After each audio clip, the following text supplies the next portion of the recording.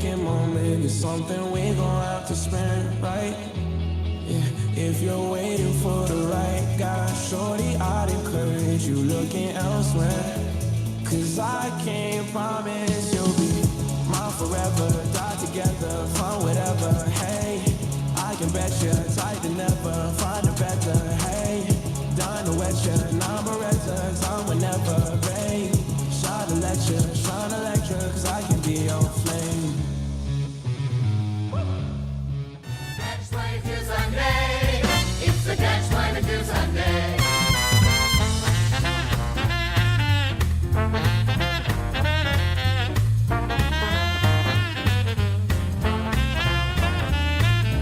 Catch-22 Sunday, it's a Catch-22 Sunday.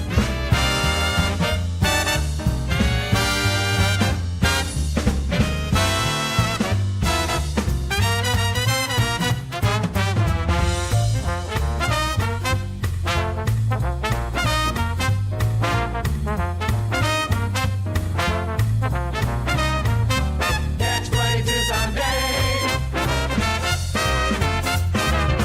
Catch-22 Sunday. Here we go.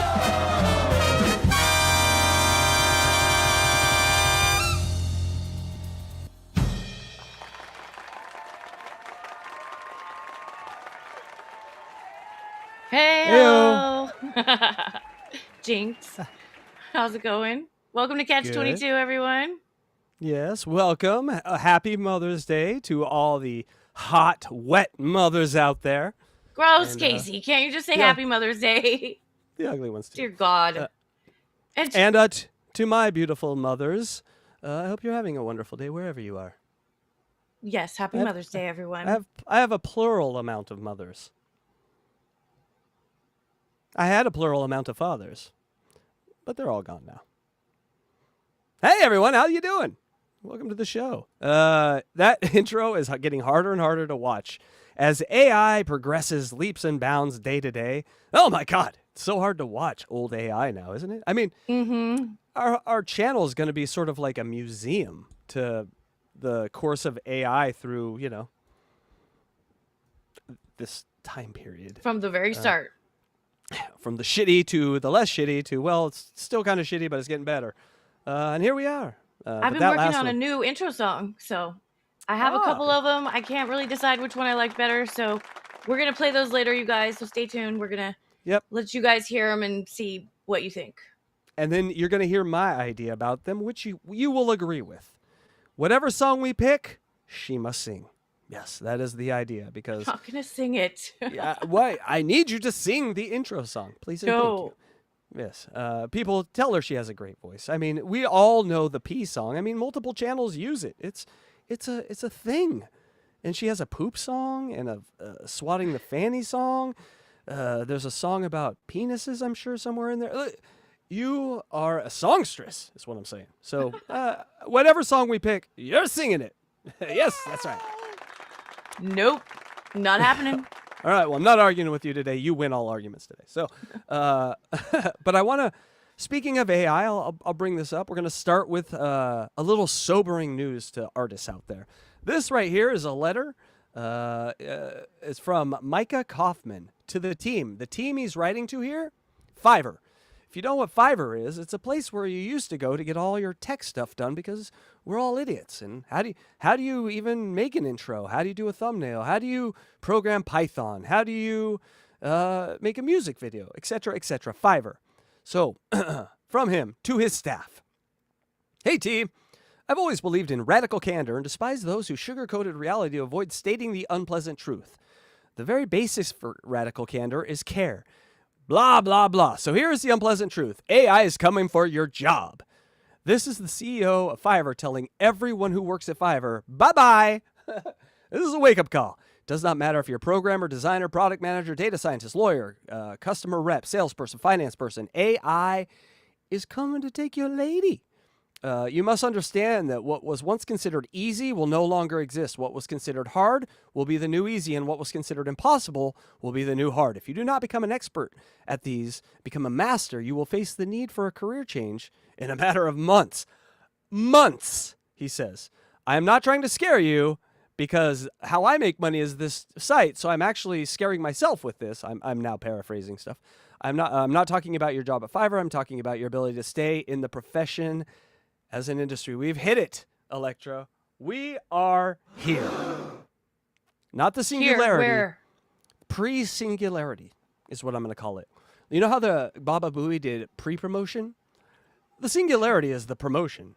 We're at the pre-promotion of the singularity. The singularity is when AI becomes self-writing, self-knowledgeable, self-creating, right? Robots making robots. That is the singularity. This guy just told us months away from the pre-singularity. When all... I don't think that's what he was saying. I think he was just saying that you need to get your shit together because you got to learn AI. So that thing you spent $200,000 at school for, the thing that you've been doing your whole life, yeah, go get it. Go learn to code, bro. That's what he's telling everyone because AI is going to take over every easy job and every hard job, and the hard jobs are going to become easy jobs for AI, and the jobs we think are impossible are the new hard jobs. So what are we going to do?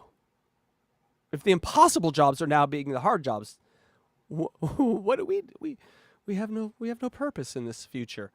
That's the fear of AI is that we have no purpose. So we need this land. They're breathing up our air. So anyway. But even if Happy computers Mother's Day. did everything, they can't consume everything. So they're not going to be able to use anything that they make. So because they're computers, robots. I often think one time, and I think it's in our aliens package. I don't want to bring it up right now, but I saw this picture once, and it resonated deeply with me. Like there was a deep truth to this picture, and it was us. It was 4 boxes, and in the first box, it was us creating AI. The next box was AI blowing us to smithereens. The third box was rays from the sun destroying technology because a blast from the sun can render all technology useless, basically killing our AI enemies. And the fourth box, humans worshiping the sun. And the theory is this is just a cycle that repeats. We eventually create AI. AI destroys most of us. The sun destroys AI. And then because we're back in stones in 6 days, we worship the sun again. Start cycle all over again. That's scary, right? Sounds like a nice book. Yeah. What's the name of it? I don't know. I'm sure Hard Sci-Fi has picked up that one. But I want to just look around, everyone, where we are. When we were growing up, like this shit was Jetsons was what we were thinking of. We weren't thinking of, oh no, our lives are going to be completely disrupted by this. Not they're going to help and walk our dogs and make our meals. Yeah, that's great, but they're also going to take our purpose. They've already took music and art from musicians and artists. Real artists and real musicians are still making those things. Yeah, it's making them better. But I'm just saying if you're looking at it and you're not one of those things already, it's going to be harder to be a profoundly good musician in a world where everyone can be a musician, right? And so it's just a new world, a different world. I'm not saying it's better or worse. I'm just saying watch out for it because the guy at Fiverr who knows some things says it's months away. Months. So everyone get those resumes ready. They aren't going to do you any good, but get them ready. Electra. Does that scare you? It scares me a little bit.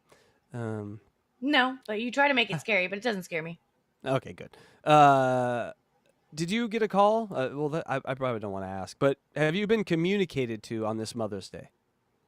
It's too early. No, not yet. He's probably it's way too early.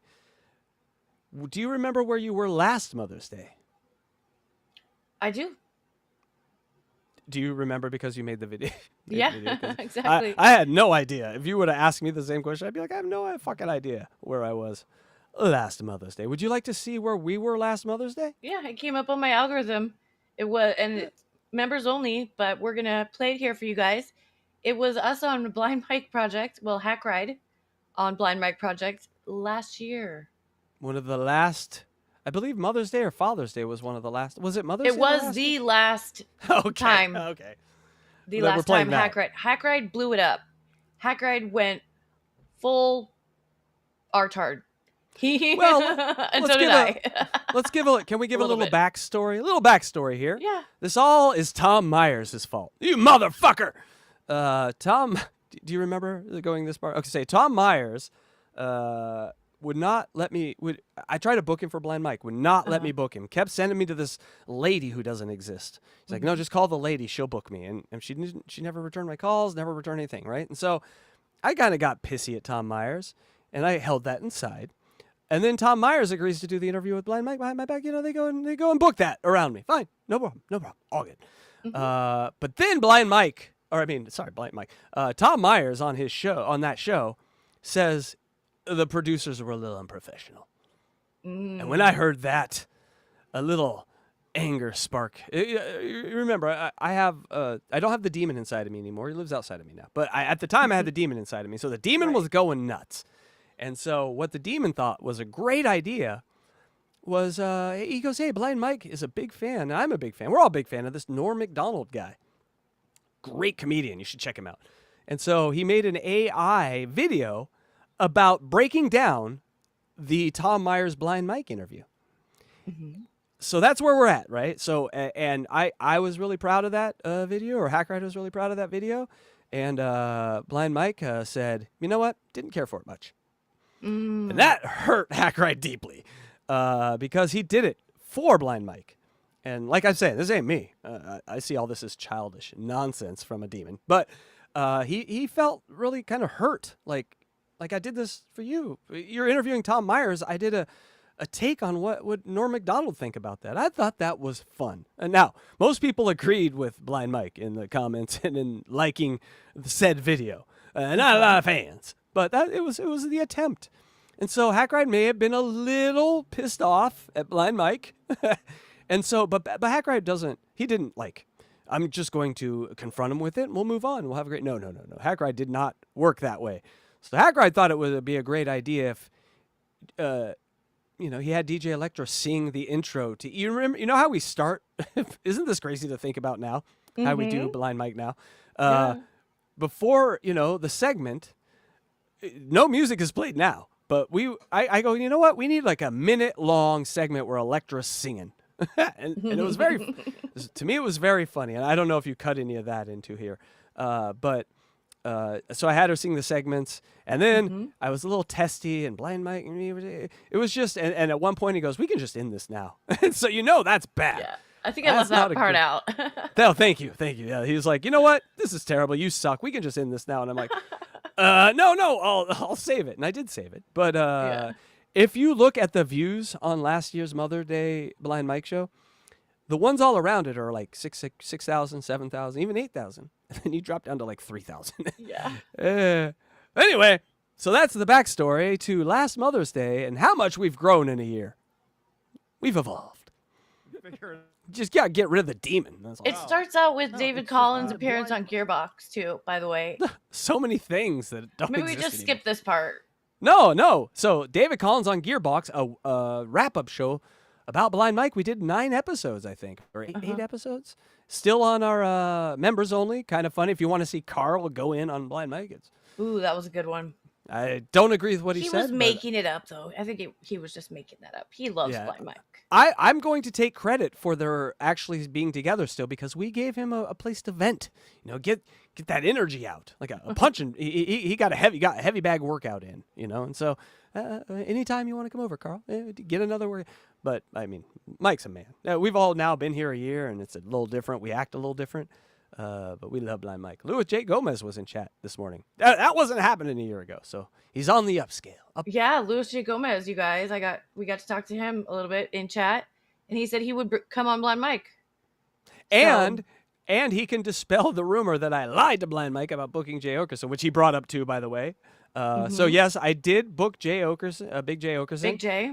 Yeah, and then I got a message through the people that he's a little busy right now. We're going to circle back on this. And I see him everywhere. So a little busy is an understatement. So I now have a little bit of, hey, by the way, I can reach back and say, hey, if he's not too busy, Louis said he might do the show. Hey, come on. But I don't bug these people when they say don't bug them.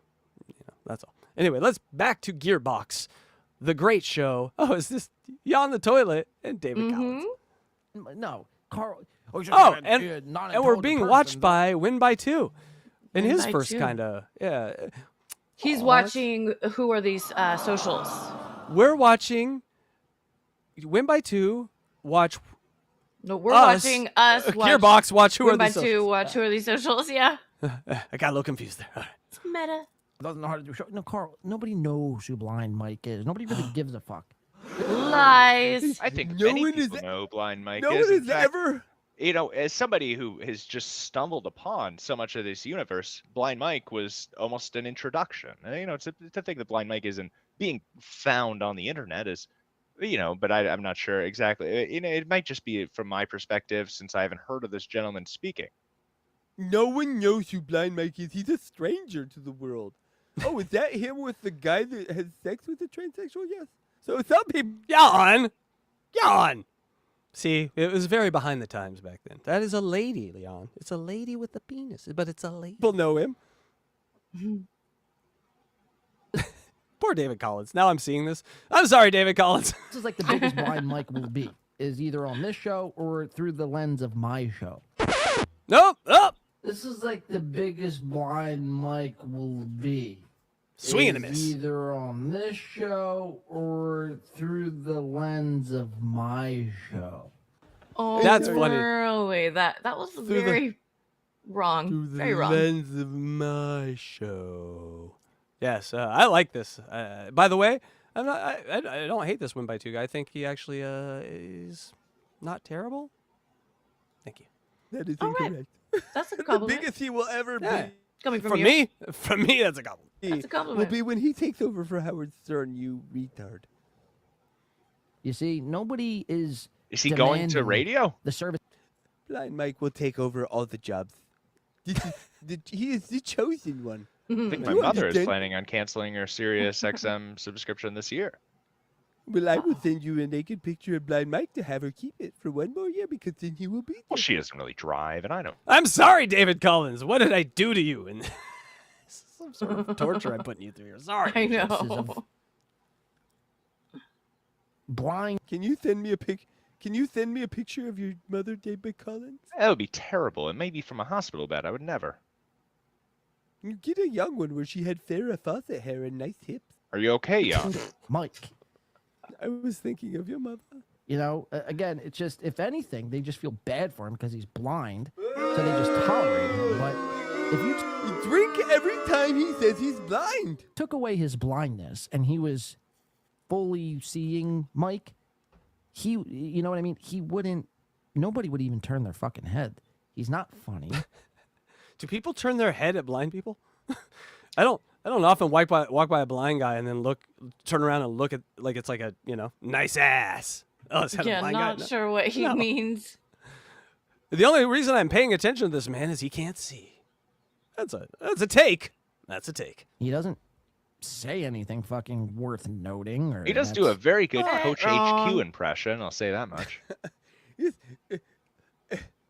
This man has never watched Blind Mike even once. It's amazing that you could go, I'm going to do that. I'm just going to go on someone's show and say, this person's terrible. Never going to watch him. You know, that's a pretty good. That's pretty much what all these verses are about. If you boil it down, Electra, it really is just other people not liking shows that they can easily switch off. But instead of switching it off, let me go through my 8 pages of notes here. Why I hate this show. It's a weird thing in humans because I do it too. And you want to help people. Like the Joey C thing. Like I saw Joey out there paddling in the middle of a shark-infested ocean. I'm like, well, maybe help this guy out. Did I? Did I help him?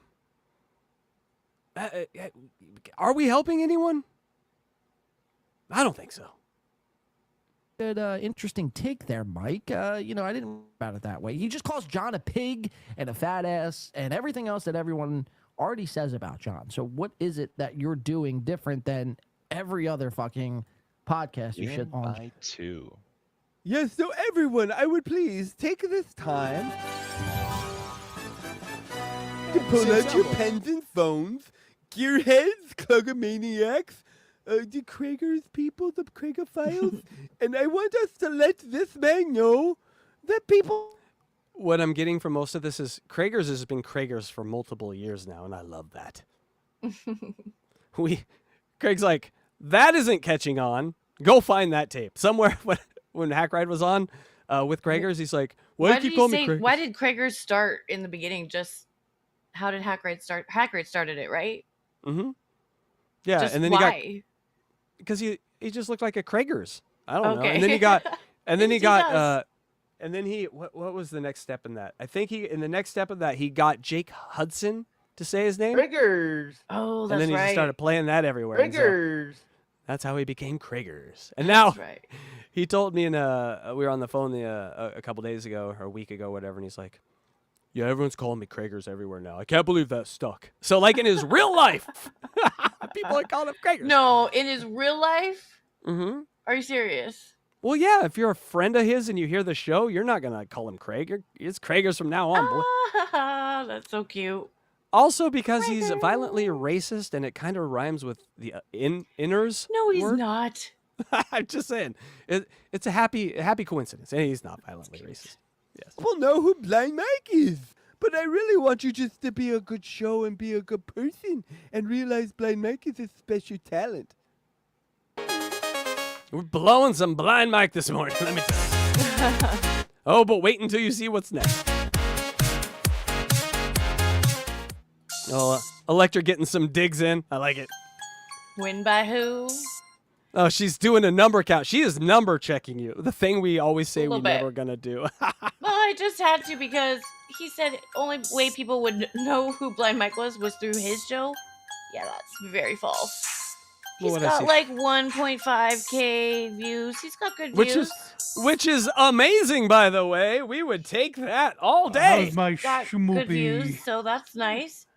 Yes, we actually, but our people are worth 1,000 each, so we actually have 25,000 watching right now because of their value. I just don't want any rando here. Have you seen some of those randos showing up at Hackamania? No. All our people are very fuckable. That is the rule to watch this show. You must be fuckable and submit your pictures, cock pictures to DJ Electra, please. Thank you. Oh no, don't. No, please do that. Thank you.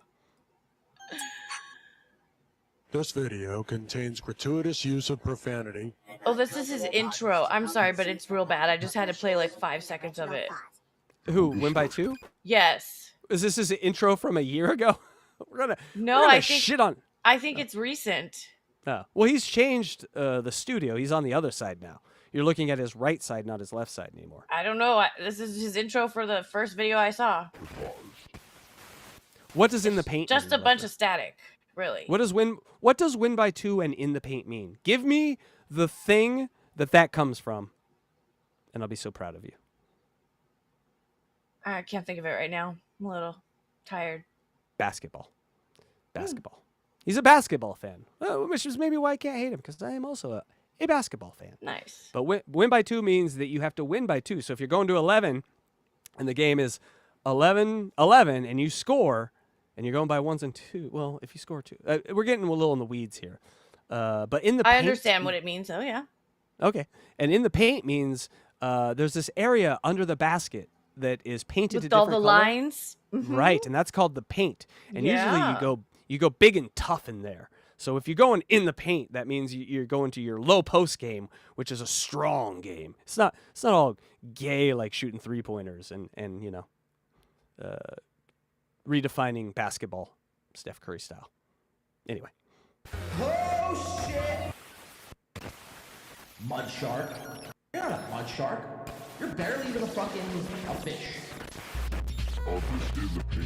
I do like how you just you start the random beefs. My favorite thing about you, Electra, is the random beefs that you started. Please keep doing that. Well, I didn't do it at the time when we reviewed No, it delayed. on Gearbox. Even better than random Yeah. beefs, delayed Random- beefs. Yeah, Yes. exactly. Go, Out of context beefs. Go find someone who's talked shit about us last year, and let's do it. Yeah. Let's get. I'm not we'll starting call a it- beef though. I showed his know it. channel. You guys can go there if you'd like. I showed his intro. I think it sucks, but you know he can improve it. Maybe I'm just giving constructive criticism. Well, let me a little tell you bit whose of intro feedback. really sucks. My God, CATCH22's that art and song I did really sucks. So Well, I'm working on making a new one. I know. So we're I good. know, but he's not exclusive to making shitty intros club. I am also. I'm not only a member, I'm the president. I'm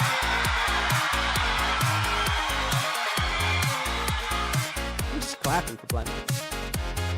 Oh, she's goddamn. I know. I'm probably being a little petty. She's been in a lot of beefs. The thing about Electra is she goes up on these panels and meets all these people because she's no, just an awesome... I don't actually anymore. I just was asked to last night to do a debate, which I lost very badly. Very out of practice. And I prepared to argue one side of the argument. And then at the very last second, they said, actually, you guys are going to switch. We're going to switch you. You have to argue her side. So hold on. I said that you go on all these shows and you're like, no. Let me tell you about this show that I went on. I just went on one. Okay. And then the other one is because of the copyright bullshit. Right. But I'm just saying, you like shows. You're fun on shows. But when you go on shows, you get, because these are, kind of shows they are, there's trolls there. And you smack a troll. You do not hesitate to smack a troll down. So I don't ever start it. They do. No, but you definitely finish them. Well, I've been doxxed all over fucking YouTube for the last 2 weeks, so. You drop those 40-pound tits right on their head, and they're just seeing stars.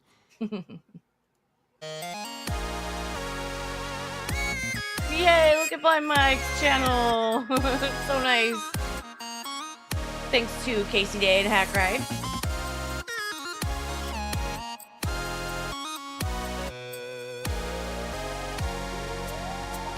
I do think a kind of a deep, funny joke is how visually stimulating Blind Mike's channel is. I think that's funny. It is. Anyway. I used to do 4K videos. I told you, and I was never going to tell anyone that Blind Mike had the only one with 4K videos. But the rendering time just takes too goddamn long now, and I don't care. Yeah. It'll take all day, and it'll be like 30 gigs, and I'll be like, "Oh my god, this is a joke that I'm doing for just me." Also, it may get YouTube mad at you, so I'm like, "Oh, okay, maybe not."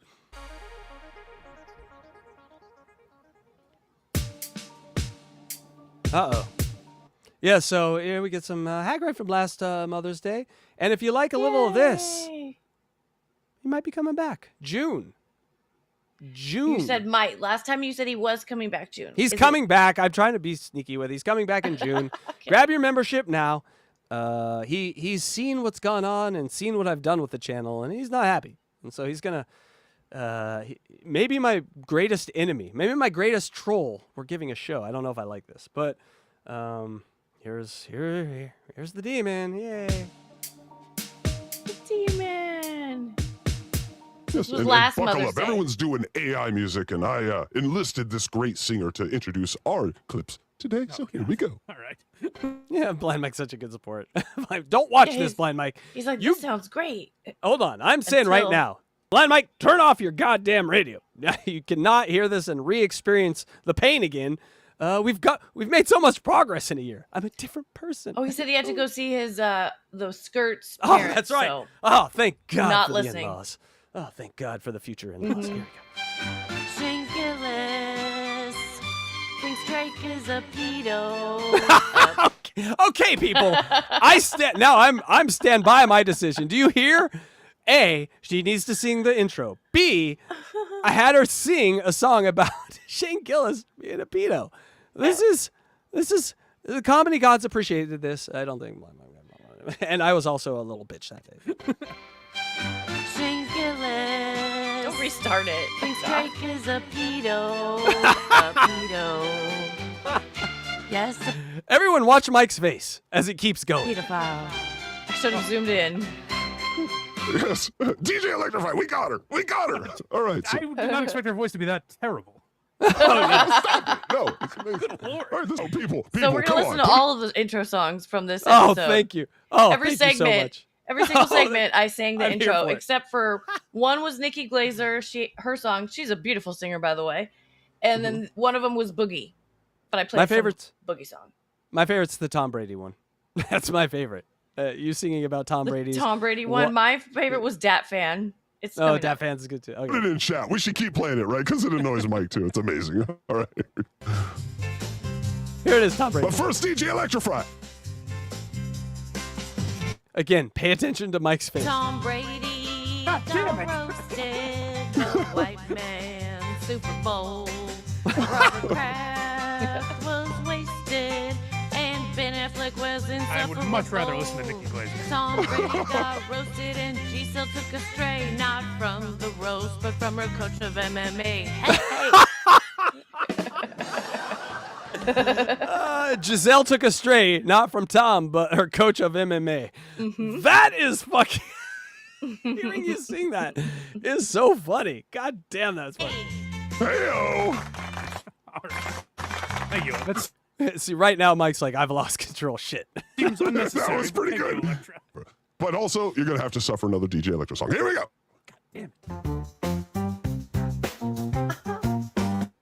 Welcome to Brian Callen's Fantasyland. Isn't this a great idea? We need to bring this back. Guys, we need a bet out there with Blind Mike where if we win, we get to bring Electra singing in whatever topic we're doing that day. She gets to do all the intros. Where Hollywood is hard and jealousy's easy. And Brian has no time for Brendan's silly steezy. Why do you keep stopping it? Let it play. Jesus. He has no time for Brendan Steezy. Painful. How am I Painful. not? We have to dissect every second of this Electra. Looking back with Callan, where did I go wrong? Looking back with Callan, what the fuck did I do wrong? Hardywood. Keep in mind, every segment, so like 7 of these, and Mike is a flow guy. He is not liking this. Each time, and he's trying to hold it together because it's a show and people are watching him. I'll tell you my big issue with this is that we're making fun of these successful men, and people are going to tune into this and be like, "What fucking leg do they have to stand on?" No, but it's a lady singing. It was her singing. I think that's what I said. The leg of satire. Yeah, you're going to have to sit. The leg of satire. Hey, Hackride has some comedy chops. All right, is this another one, Electra? I think this is a Dat fan. There's another Electra song. Here we go. Oh, come on. You see him right there? Ian Oh, Finance. come on. Oh, come on. Ian. And his last name is pronounced Fidance. Ian Fidance. Dating trans. Ian Fidance. Now they call him trash. Yeah. Ian Fidance. Happy Mother's Day, everyone. Learn to dance. Get it on. Yeah. Jesus Christ. I'm watching this with totally new eyes. It's like, because when we were doing this, we weren't producing the Blind Mike show. We were helping a guy out, because Kragers and couldn't get there. And we didn't see this as a year later still be doing this. So we were having fun. Like, this was obviously the last one, right? Every time we did it, it was like, this is obviously the last one. We got a right? raise after, or not a raise, but we got a promotion after this. So Well, I guess no. we did something right. No, well, one, the promotion only came when I murdered the character and Yes. created a new one. But what he did say at one point, Blind Mike said, what would be crazy and that would never happen? That we get rid of Hackride and then KC Day comes on, he's totally normal producer. And so that's been my running gag now That's for what a happened. year. All right, he doesn't think I can be normal. Watch this. So normal. Electra, both with the work that she put in and by not showing up, has incredibly hindered this You program. didn't show up that day. That's right. That It was another Mother's thing. Day. That's true. Today. Blind Mike, we got to do this every year now. We're in year 2, so it's got to be a tradition now. We ignore family for each other every Mother's Day. No, it's amazing. What are you talking about? Yeah, you know what's coming. Oh, I haven't seen this in a year. This is fucking awesome. I have a whole new, because I've been thinking about this one way for a year. Like, oh, how disrespectful I was. What a creep Hackride was. he was being funny. He was trying to play with it. So I don't see myself as being pissed off here. I see it as being fun and having fun. And then letting Electra do a thing. Oh, that fan, that fan.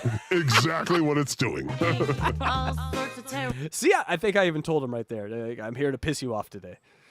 As a producer, that's probably not the best way to get the best out of the people you're producing. Well, you were a demon. Yeah. Well, I wasn't. There was one inside of me. I made a Faustian choice. You know, I was ready to leave this world, leave this planet. My dad had gone. The demon came, and he's like, "Hey, I'll trade you." I said, "Sure. What do I got to do?" He's like, "Yeah, just go in the head for a while." So I had a demon living inside of me for a while, but it's gone. He now lives outside of me and bosses me around all the time. Much easier when he was inside. Terrible comedy. That fan. Make Ray DeVito look like Bill Cosby. Dad. Where the joke's at. Dad. See, he's kind of liking these lines. This one is good. Where the joke's at. If I'm that fan, I am calling Electra and be like, I will buy that off of you for $10,000. Dad, Right? where the joke's at? Dad, where the joke's at? That's good. Okay, this was Eddie Murphy, you guys. It bothers me to imagine Electra in her house doing that, by the way. Sorry, start over. Go back a little bit. His name is Ty Rivera. Joe Oh, StreamYard. Do you remember the days of the StreamYard skip? Yeah. The StreamYard skip. Nice. That was StreamYard. See, at least when we come here, all the volume goes out at once. It's not like a skip. I like that. I like that better. Ty. Okay, this is good. Get up to Eddie Murphy, you guys. Put on white makeup and hang out with white people. Yeah. Oh, I hear Look, Jamie Black, J. Cole. What's happening? Something very serious about sexual misconduct. Strap in. You had hold on, we gotta pause it.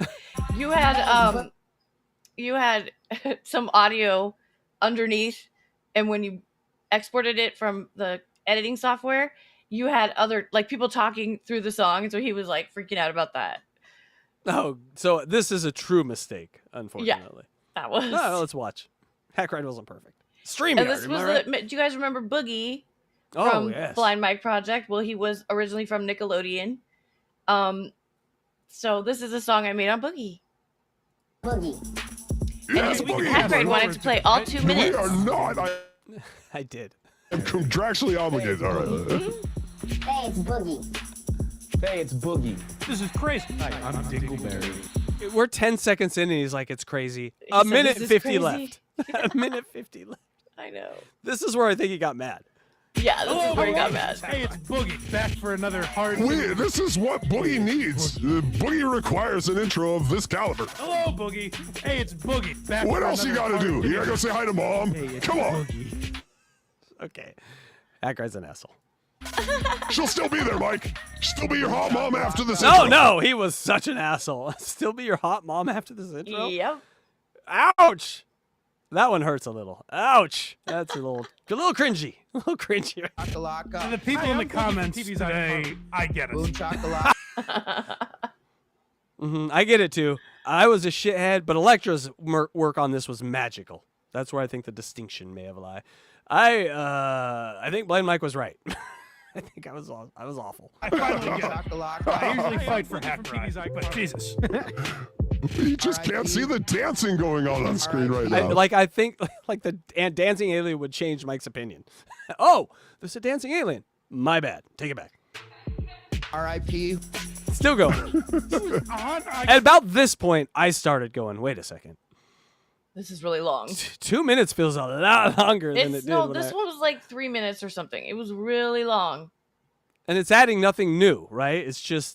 That's the thing. If you're gonna have something be 3 minutes, you're gonna need new elements. It's the same. Harley? I played T-Bone. It was a funny song and a funny video, though. It was. And I didn't even play all of it. You kept going, and then finally you're like, okay, I'll fast forward. I mean, Hackride. Because he's like, all right, folks. He was like gonna end the show, I think. He's like, yeah, he did. He said that at one point. Yeah. Let's just end it. Disastrous day from Hackride, but on all counts, the tech has been rough. You're making Craig look good here. This has been tough. Well, that was, yeah. No, that was my job. Craig slipped me a 20, and he's like, hey, you know what? You can really do a brother a solid here. Just fart all over the place, make me look amazing. I was like, sure, Craigers. Yeah, we were promoting Craigers. Yeah. But that was the goal. This was the give Craig uppers and make him look good show. All right, Manny Muskets with $2. I'm too mad at Hackride to enjoy Boogie being funny. God damn it, I'm sorry, Manny. We were on the same page there, Manny. You may have noticed why I cut it off early. Yes, he cannot sit in his head for 2 minutes and listen to a song and enjoy it. I understand why you don't like music now. All right, God, what an asshole! Damn it. Again, I was driven to this by Tom Myers. He's the real culprit here. I'm just put it out there. Tom. Well, I know we're all family now, but we're going to have a talk at the family dinner table about that lady that you sent me to. $5 from Dang Lizard. All right, I suck. I get it. Hackride just doesn't know when enough is enough. Ever heard the phrase less is more? Not everyone needs epilepsy-inducing content and has ADHD. I've tried that. I think I've gotten off the sauce. I think I'm a new man. Less craziness. I know when to say when. Electra, can you do a 5-minute song intro next week for every blind mic? We're going to give that to Craigers. Let Craigers try out and see if it works for him. That's actually a phrase I have tried to impart on Hackride time and again, and he does not listen to me. How many times have I said to you, less is more? Thanks for watching the Blind Mike Project. Oh, and then we get a bonus of Wendy. Music by Wendy. .net for all your Blind Mike needs. And happy Mother's Day to all the moms out there. That's right. Now, especially here are the wet musical ones. stylings of Wendy. It's random, but I like it. Fucking loser. Kiss my ass, bitch, and go to hell. Damn, he's a fucking loser. I love Wendy's laugh. And I really been squeezing OJ. Squeeze. And is it true? I thought I seen Tukey bit you one day on the live stream. Bite your cock. Squeeze. I guess I'll talk to you all later. Other people work with Wendy and do stuff with Wendy. No one does stuff with Wendy like you do. Zero. No one comes close. Yo, my name is Poon. I'm a Poon handler. I love to ride. Shout out on Poon the handler. Chug a lug a train. Poonie Tang train. We love Wendy too. Boom. Hi, Poonie Andrea. Tang right on a train. We're on a roller coaster train. Chug a lug Poonie Tang. This was Wendy's original song. She did that on her own. That was a great song. I mean, yes, that I couldn't chug a lug. I couldn't come up with that shit. That was amazing. But that's what we did last Mother's Day, people. Yep. A year ago. Wow, that's crazy. Because it seems shorter and longer. It seems like 10 years, and it also seems like last month. So, but no, it really does actually seem a lot longer ago than a year. But my God, thank you, Blind Mike, for sticking with me. I wouldn't have. I would have fired my ass and got that girl that sang all those cool songs. But hey, that was Electra. That was fucking awesome. Hope you like that chat. A little flashback. And if you like the demon, he's going to be coming back. I don't think he's going to be such an asshole. I think he's mellowed out a little bit. Is he a reformed demon? Not reformed. He's still a demon. But let's just look at this. He's a refractory demon. I've used that word now twice. Yeah, he's not. He's not full of jizz. He's released. He's been released. So he's not so pent That mellows him out a little bit. Yeah, he's here. He's on this planet. He doesn't have to take a soul anymore. He's all good. I don't trust that really. I have a feeling he's still going to be kind of a dick. Well, I have a feeling his reappearance might also create some reappearance of some other dicks, and then he might be a dick to those dicks. So we can have some dicks flying around. That'd be fun. But I am not involved. Leave me out of it. I just like to do a fun show here with Electra and talk about cats and stuff. So whatever the demon does, that's on him. Thank you. Electra, you know what time it is? What time is it? Thumbnail war. Thumbnail time. Thumbnail war, baby. That's right. Each and every week, we do a contest in between Electra and I to determine who will pick the thumbnail for this amazing show that we do here, Catch22 Sundays. Now, I'm 1-6. All right, here we go. I just wanted to give myself a... You don't have to tell everybody that every time. I'm keeping score. Now, we've given you 2 thumbnails, and you're going to vote. Number 1 or number 2. Now, this week was my turn to pick the word. And the word was, Electra? Cosmos? That's Cosmic? right. Something like that? Cosmic. Cosmic. Was the word. Cosmic. Right. Been watching a lot of Karmic X, so cosmic was the word. And let's take a look at the first thumbnail of the day. Thumbnail. Number 1. There it is. It's behind the TV screen. God damn it, why do I keep doing this? Hold on. There it is. Cool. Well, I don't understand what. Oh, there's stars. Oh, it's a cosmos. I get it. All right, that's number 1. Number 2. Let's bring it up here too. Let's give it the same love. Boom. Number 2. It's a little kitty. Space kitty. Space kitties. All right, so that's number 2. And again, number 1. Put your votes in chat. See, number 1 is trippy a little bit. It is a little cool. See, number 1 is cosmic, like cosmic dread. You see those tentacles? What are those? I don't like that. Mm-hmm. And then number 2 is more like, yeah, we're in space. And that's more like Cosmic the dog from Superman, that cat. So in a way, we both did it, Electra. In a way, we both did it. But number 1 or number 2, the more dark, Geiger-like Catch22 Sunday, or the more light, cartoon-esque Catch22 Sunday? Let us know in chat now. Again, number 1 is dark. Number 2 is fun. I can't see the chat. What do we got? 2. God damn it! 2. Now you're doing this. I get the joke now. Hi, people. Delta Zero. Hi, Silent Shape. Great Alien. Hi, you guys. Hulkamania. Good to see everyone. So the winner. Old man yelling at cardboard. Hi. Oh, that's my man right there. Old man yelling at cardboard. That's right. Old man, we're alone on this one, unfortunately, as Electra wins her 7th. What are the odds? 7-1. See, people, you're doing this on purpose now. I get it.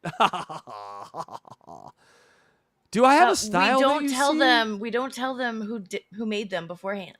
No, I think they clearly see. They know my style. They know how beautiful it is, and they're like, "Let's put him in his place." Is this some sort of putting me in my place gesture here, people? God damn it! Wow, 7-1. You're smoking me. I'm gonna need you to ease up a little. Okay, I'll put less effort. Well, this contest is going no wet. effort. I'll just put no effort. I won't even make one. Thank you. God damn. Was that too hard? Was that too hard? You want to just make thumbnails? And while I'm complaining, people. What? The no context timestamp contest had 0 entries. No one won. No one played. I almost did an entry just so there would be one, but then I was like, no, I don't Delta think Zero. so. I'm so disappointed in you. I was going to call it the Delta Zero game because you have to beat Delta Zero's time frame, but you didn't even leave one. Anyway, people. What? Go ahead and leave a timestamp or send a clip where we say something without a context that's funny. And the winner of that gets our appreciation. Thank you. Yes. That's Need all. to have a non-biased presentation, Darren's bad idea says. And yes, but that would require Casey keeping his mouth shut for that whole presentation. I don't know if that's possible. Just don't know. This microphone's on, my mouth's moving. This microphone's off, I don't talk. So if you met me in real life, I really say nothing. So it's only you good people that get to hear these amazing thoughts. My cats are like, he only talks with that microphone thing in his mouth. I wonder if they think I don't talk without the microphone. Interesting. All right, Electra, you won again. And timestamp, watch. Blueberry ball sack? What? Right there. Now that's something that you could timestamp. Not 50 minutes and 53 seconds, and your submission would be blueberry ballsack, and that is going to be hard to beat. You see what I'm saying? So have fun with it, people. Now, are we ready to get into some internet nonsense? I know that's why people are here. They come to watch what we watch on the internet. You always find good stuff. I do have a very fairly unique and mostly urban algorithm, but I find yours is very different than mine. So when we mix them up, it's quite the porridge per se. But I digress. I need to stop watching this guy. He's fucking my game up. All right. Who? Where is nothing? I'm not even talking about it. Here we go. Here is some internet nonsense. Internet nonsense. Give me some nonsense from the internet. All right. Do you know who Charleston White is? No. He is a African-American gentleman who is like kind of like pro-Trump, conservative, red pill. Okay. He's like everything. Oh, he's red pill. Okay. But to me, he's always been like a kind of like a comedian, dressed up as this sort of stuff. I see. And this is how you can tell. And you'd probably recognize him. He's said some crazy stuff. He'll like challenge gang members to come find him and stuff like that. And then like when gang members run up on him, he's like, "I'm calling the police right now." He's like, he loves calling the police on people. He loves, and so he's just an interesting fellow. But I've always looked at him as like a comedian. And here he does some comedy. And tell me if you think he's funny. I think he's funny. When he's funny, he's funny. So how do you stay humble and grounded in the truth, even with all the attention you get? Sometimes I go to the strip club with sweatpants on and no drawers and get a lap dance and calm. All right. That's the kind of honesty that we like around these parts. Brutally honest, yep. How do you stay relaxed? Well, let me give you the exact formula of how I come in my PJ pants. By the way, Eric, the actor, we have a new PJ pants comer. Charleston White and Eric, the actor, are very much alike. And walk up out of there feeling horrible, and it humbles you. Feeling horrible. Man, they ain't had no business coming here, man. No drawers on and hard dick. You be in the car, you motherfucking... He's also cross-eyed, which makes it very funny. Comb be stuck to your thigh cold. Be sitting there feeling funny. Yeah, nigga be humble in the motherfucker with no drawers on with that deflated. Yeah. Where they took out the D but left in the N-word. Okay. So that's how I humble myself. I go to a strip club with that mask on where don't nobody know me and get me a lap dance with them sweatpants and no drawers on. And that be my little secret. And I walk up out there humble in the motherfucker with them sticky thighs. More sticky thigh. So do you... I ain't bullshit. I'm telling you too. How do you follow up that question? What? How do you stay humble? Jerk off, embarrass myself. All right, what do you eat for breakfast? I mean, how do you follow that? I can't tell nobody that, but you asked. Oh, that's funny. Okay, so not a Charleston White fan, but a fan of that answer. Yep. Also, Kragers, we're in some trouble here, Kragers, because we just found out something that may affect you.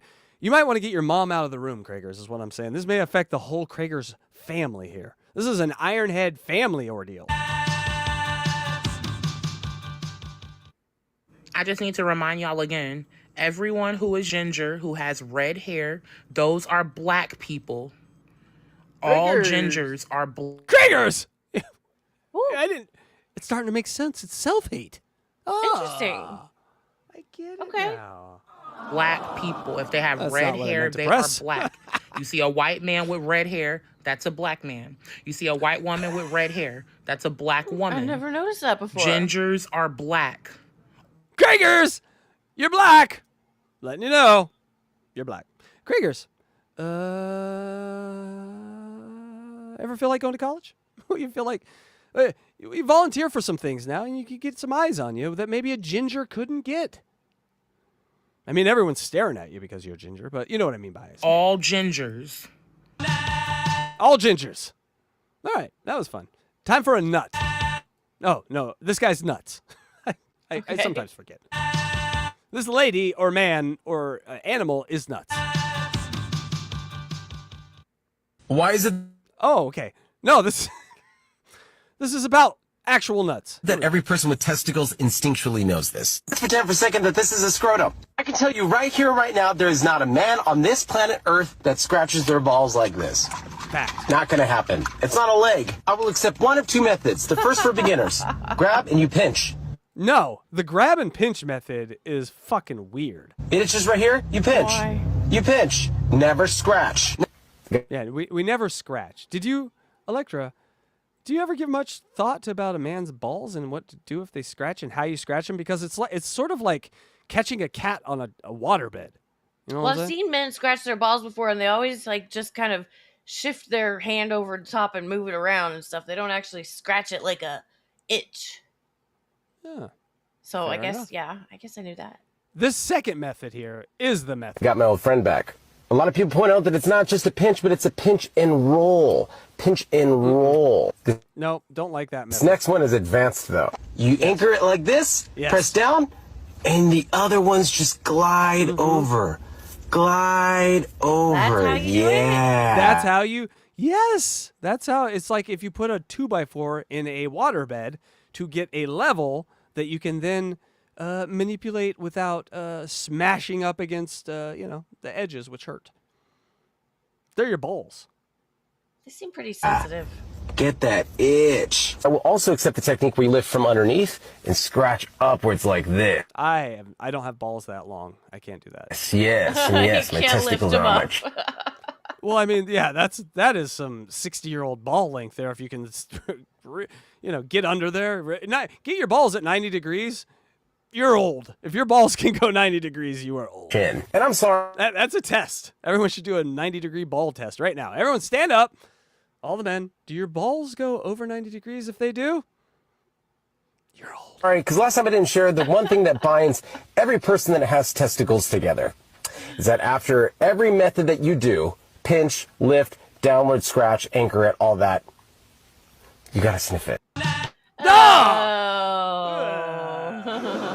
I'm retarded. That was But true. uncalled for. But true. Electra, do ladies scratch around their hole and then sniff it? Sure. That's a thing? Sure. Are you just saying that to make me move on? Or is that really a Yes. thing? Okay.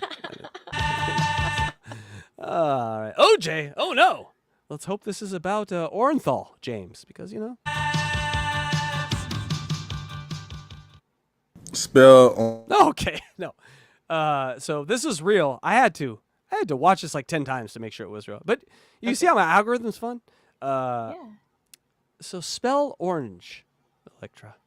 Spell orange. That's the task these men have. All right. That's given their them- test with spelling orange, okay? The men on the left and the middle have given the man on the right a task to spell orange. Here we go. Orange. Orange or orange, depending on what city you state you in. The fruit or the color? Same diff. But I don't think he was saying that as a joke, Electra, is the thing. No. Now the friends notice. It's never fun. Nigga, I'm asking a genuine question. See, I thought it was fake, right? I thought, oh, this is clearly a bit. Uh-huh. Bro, what?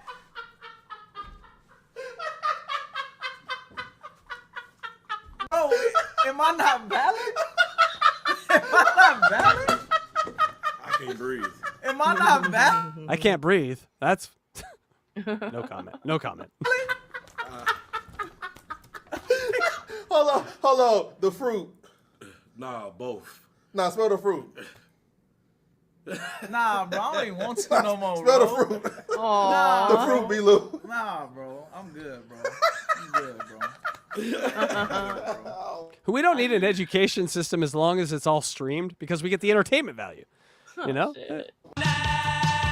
All right. Have you ever heard of a gronk? We learned about. Gronkowski? Yeah, that's right. I knew him too.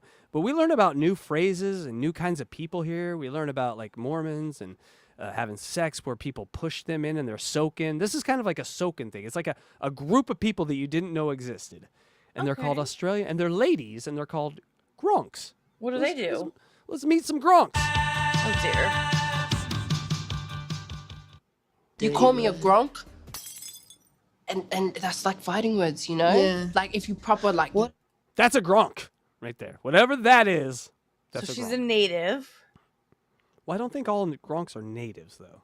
Gronk. Yeah, you got I'd be like, oh, bro, gotta bite off the nails. We gotta be just. Native. It has to come Is she native? Yes. Okay, then it is native. from like. From your throat, from the Yeah, back it's from of your the throat. It's not even from like the pits Nah, of your nah, stomach. see, It's you're like Gronk. all here, and then you add dog onto it. Oh. You Gronk dog. Pizza. I just feel like it's so universal over Sydney. Everybody uses it. So, and it's Eshays. I like that one, but it's a bit like overdone because of Sydney onions, you know. Eshay. But that's that one. Yalla is giving. You know, none of their words have O in it because they can't say the word. Craig hit me onto that. They can't say the Gronk has an O in it. But Gronk, they can't say like that hard O. No, they don't. Pulled out the trump card. Yeah, proper. Doing that. It's like when you link up with someone and like you see them for the first time, you're like, yo, doing that. Up to, like, Yeah, like what are you doing? You know, Yeah. like yeah, because I say that every day. Every Doing there. Electra, hey, what are you doing there? I get that. That's kind of like, you know. day. Bro, that's hectic. Oh, that's hectic. Fun ladies, the Gronks. A lot Well, of they're not makeup. all ladies. They can be a man or a woman. I just looked it up. Oh, well, the ladies are fun. The ladies seem fun. I don't know male Gronks. We'll have to look into them later. But are you ready for a deaf fight? It means someone who is stupid or a moron. No. Yeah. Or can catch 16 touchdown passes over the middle in a season from Tom Brady. All right, let's watch a deaf fight. Deaf people have emotions too. I learned sign language in kindergarten. I grew up with deaf people. Did you ever see deaf people fight? Yes. It's comical because I only know because of this video right here. I fought with them before. Oh, they get because they have no volume control, so they get very loud. So it's quite fun. Group of deaf people fight. I got a bunch of deaf niggas over here. Y'all ain't never see a deaf argument before. Look at this. And she from Chicago, yeah. You bet. Tell them they don't know yet. We in Harlem. We in Harlem. Talk that shit, yeah. Talk that shit, yeah. Yeah, Tell her to pull up. Tell her, and she from Chicago. And she in Harlem with the gang, yeah. Tell her to pull up, we out here, nigga, gang, nigga. On the whole gang, nigga, bunch of deaf niggas. I would have learned, if there would have been a rapper when I was younger that was doing these as a lesson, I would have learned it. I would have learned sign language. What is she saying, Electra, by the way, if you She know was sign saying, language? well, you're going to cry. You're going to cry. It's hard to see exactly because I can't see her straight on, but I heard she was saying that. And you know Spanish? You know all the things. No, not all the things. All them deaf in there kill you. Bitch! You heard her? Bitch! Yeah, come over here. What's that move? It looked like a 10, but with her pinky out. I didn't see it. Yeah. Well. Fuck yeah, your face is ugly. Yeah. Whole game. Yeah. Fat ass, you see it? Yeah. Make it shake. She's doing this into the phone? I thought there was someone in the car. She's doing that into her phone? Yes, she is Just now. propped up on the car? She is now doing a windy into the phone, where she's got her butt in the air and she's twerking. It's a good deaf fight. Yeah. There were two deaf cheerleaders on my cheerleading squad, and so I was the interpreter for them. And one was named Sunshine. She was really cool, gorgeous, and my friend dated her. And he used to. This is terrible, but he used to make the noises that she would make when they were banging. Oh, please. Hold on. Let me get my dick out. What did it sound like? I can't do it. No, you're not getting out of this without... Nope. You heard it. Give us your best... Okay, it was like, oh, like that kind of stuff. That would be hard. I got to admit. That'd be hard. But she was hot enough, so he was fine with it. Yeah, that helps. Makes a lot of. It's just sweetheart. Makes up for a lot of things. This is a story about how a couple foreigners beat the Texas lottery. Not beat it like, oh, we won one time. Beat it to the point where it's now out of existence. Gonna get some deeper I'm stories. begging Netflix to make a documentary about these two guys who went to Texas, bought 24 million separate lottery tickets in a 72-hour time frame. Just that $24 million worth of lottery tickets? No, 24 million tickets in 72 Well, they're hours. $1 or yeah, more. I assume they're probably $1, but So they didn't. spent $24 million. But think about this: you couldn't go to enough stores to do that. The only way to do this would be to purchase lottery machines. That's what they did. Ended up profiting $60 million because they won the $90 million jackpot. And Unreal. Texas is now saying, we don't want to do the lottery anymore. Just shut it off.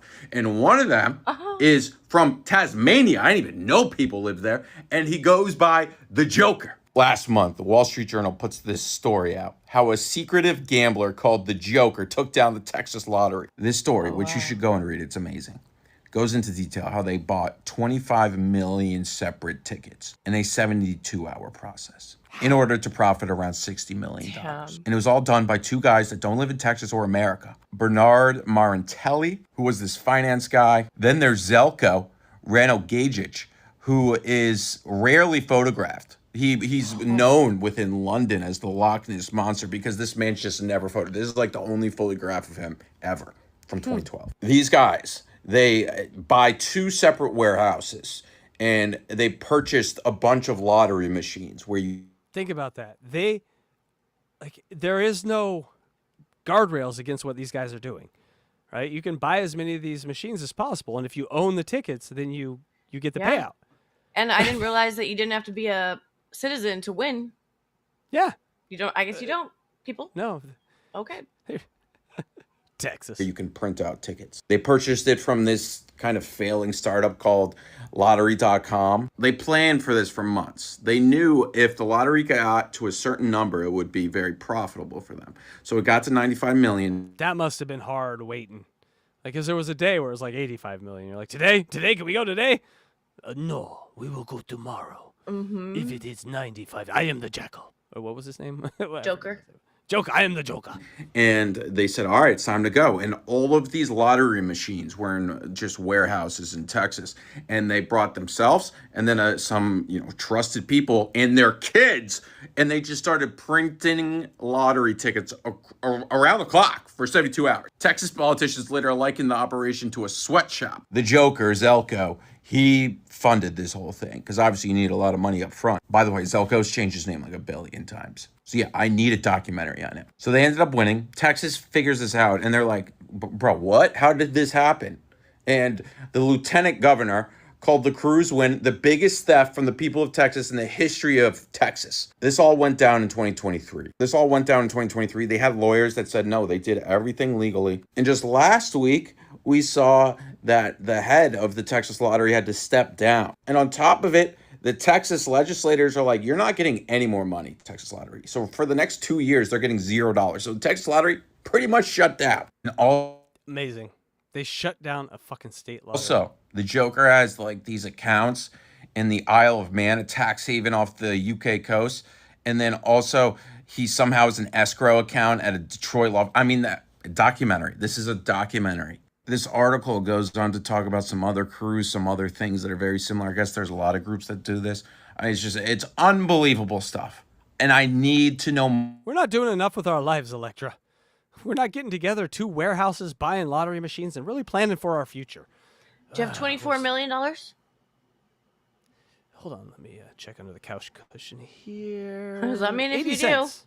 80 cents. Does that help? Does that get us on the road? No more immediately. All right, goddamn. This one will blow your goddamn mind. This has sort of made the rounds. I saw Will Compton posted this. I hate when I find stuff early on and I'm like, I just cross my fingers and I'm like, please no one cover it. Please no one. God damn it, Will Compton covered it. And then everyone covers it.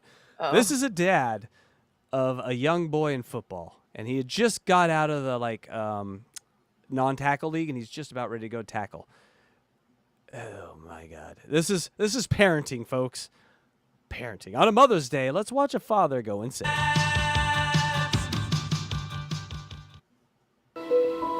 Ladies and gentlemen, welcome back. Okay, you know that when Dad starts up the camera in the garage or wherever the fuck he's at, we're in for one, Dad. Dad, just don't embarrass me, Pop. You know, just looking to play football with my friends. That's all. Yo, flag football has ended for my son. I just want to let everybody know. Listen, we got tackle coming up, and anybody who fuck, I don't give a fuck. I got coaches that don't like me. I got fucking the whole county that doesn't like my last name, and I don't give a fuck. My son is the top 2 player in this motherfucking state. You want the background music? He's getting jacked to talk about his son. He's the second best 4th grader going to tackle football. to say that shit is wrong?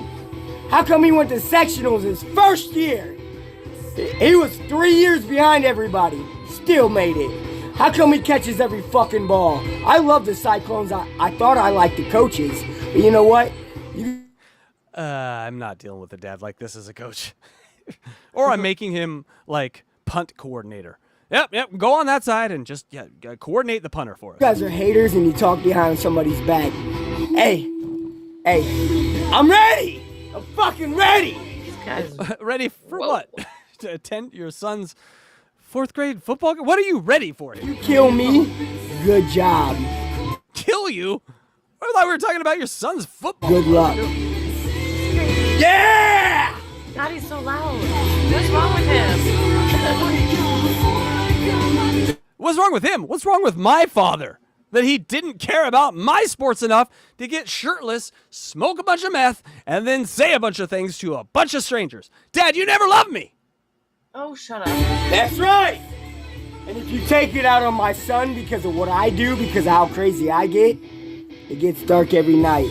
Wake the fuck up and remember that.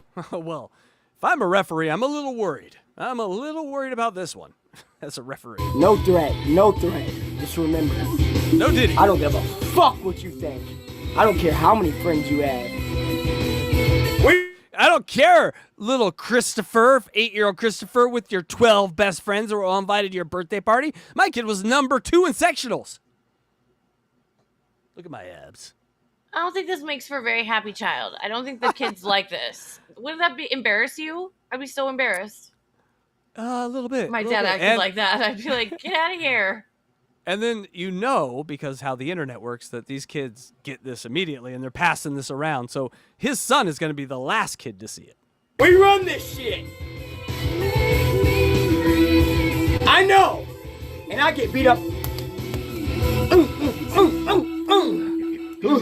Normal behavior. And it's just, knocking yourself out. I think the last one, he almost actually knocked himself out. That one got me. You know what? I'm ready. I'm fucking everybody up. Anybody who wants it can get it. My son don't deserve fucking sitting on the bench. Don't bench him or I'm coming. Okay. Top 2 player in the state. Fuck your thoughts.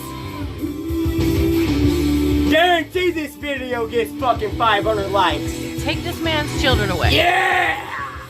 I bet Or he lost give him his more. kids after this. No, I bet he lost his kids. He's on drugs. He Give is him all not the healthy. Give him all the orphans, is what I say. Let's go! Again, the flexing, don't really know what that's about, but as much as he loves his son, my dad never got up and flexed hard in a mirror for me. So. Oh yeah! You don't want them to. That's just By the way, weird. I think he's ginger, and we all know what that means. Now he's beating the coaches up or something here. Fighting the other families.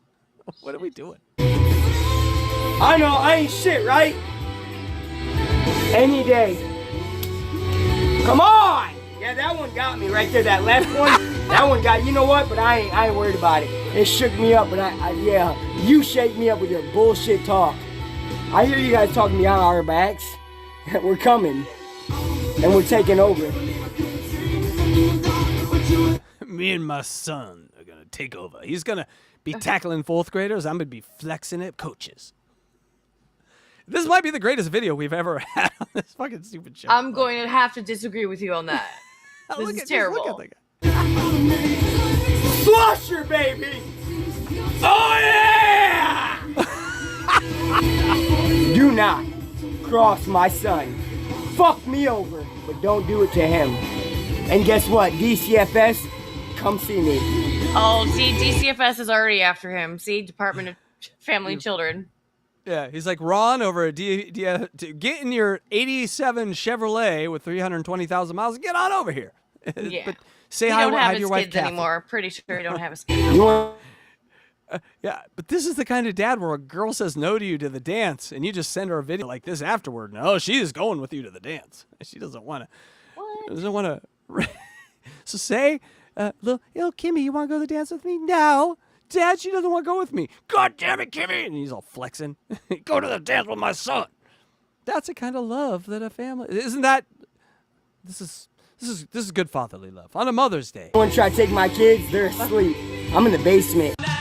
He's in the basement. Surprise, surprise. Yeah, he's a basement dweller. Please start streaming, my man. You were born to stream. All right, now to something completely different. Did you know there was a goddamn meteor that hit the moon and we recorded it this week? No. Not fake. 100% Are we gonna real. see that right now? No, I just was telling you about it. All right, moving on. Yep, asteroid hits the moon. Boom. Ooh, I we saw it. see it. Yeah. Cool. Once in a lifetime moment captured on camera, and you actually see the ripples, like right there.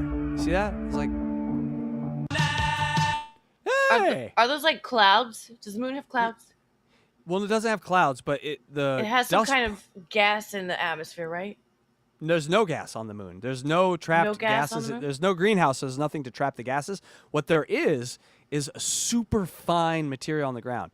I think they described it as like 1,000 times smaller than sand. Okay. And it actually causes a problem because at that small, it's sharp and it Oh. cut up like a bunch of the gear and cut up all the tires from the rover. It kind of floats. It got on their gear, like on their suits, and it started eating into the spacesuits. And Oh. so, yeah, it's not like anything that we have on Earth.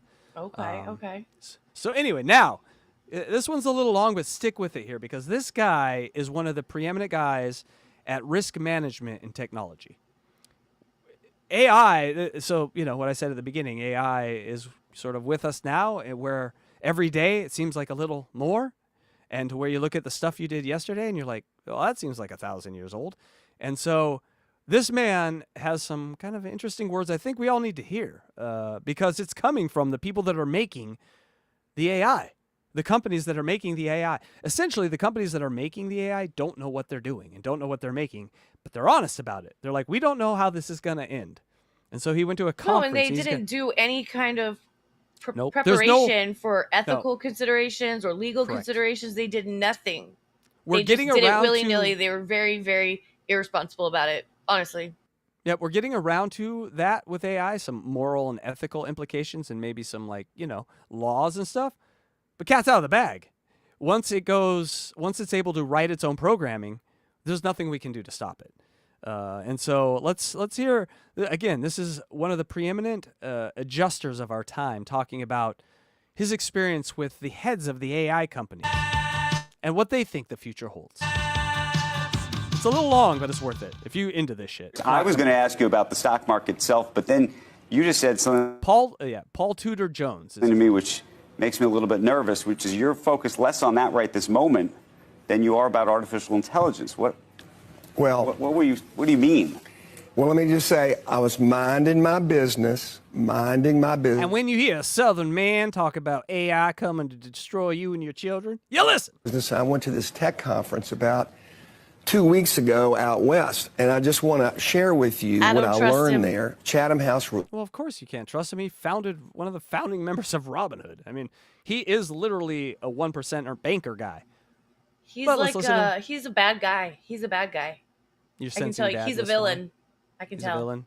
Yep. All right, well, let's see what this villain has to say. And then that brings up, why would they steer us into this direction if he is a villain? Rule, so we can talk about the content.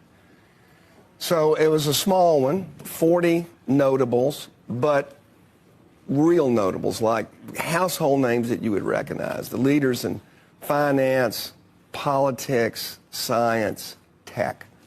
And they had a variety of panels. I was on one on capitalism. And there was a tech panel that had 4 of the leading modelers of the AI models that we're all using today.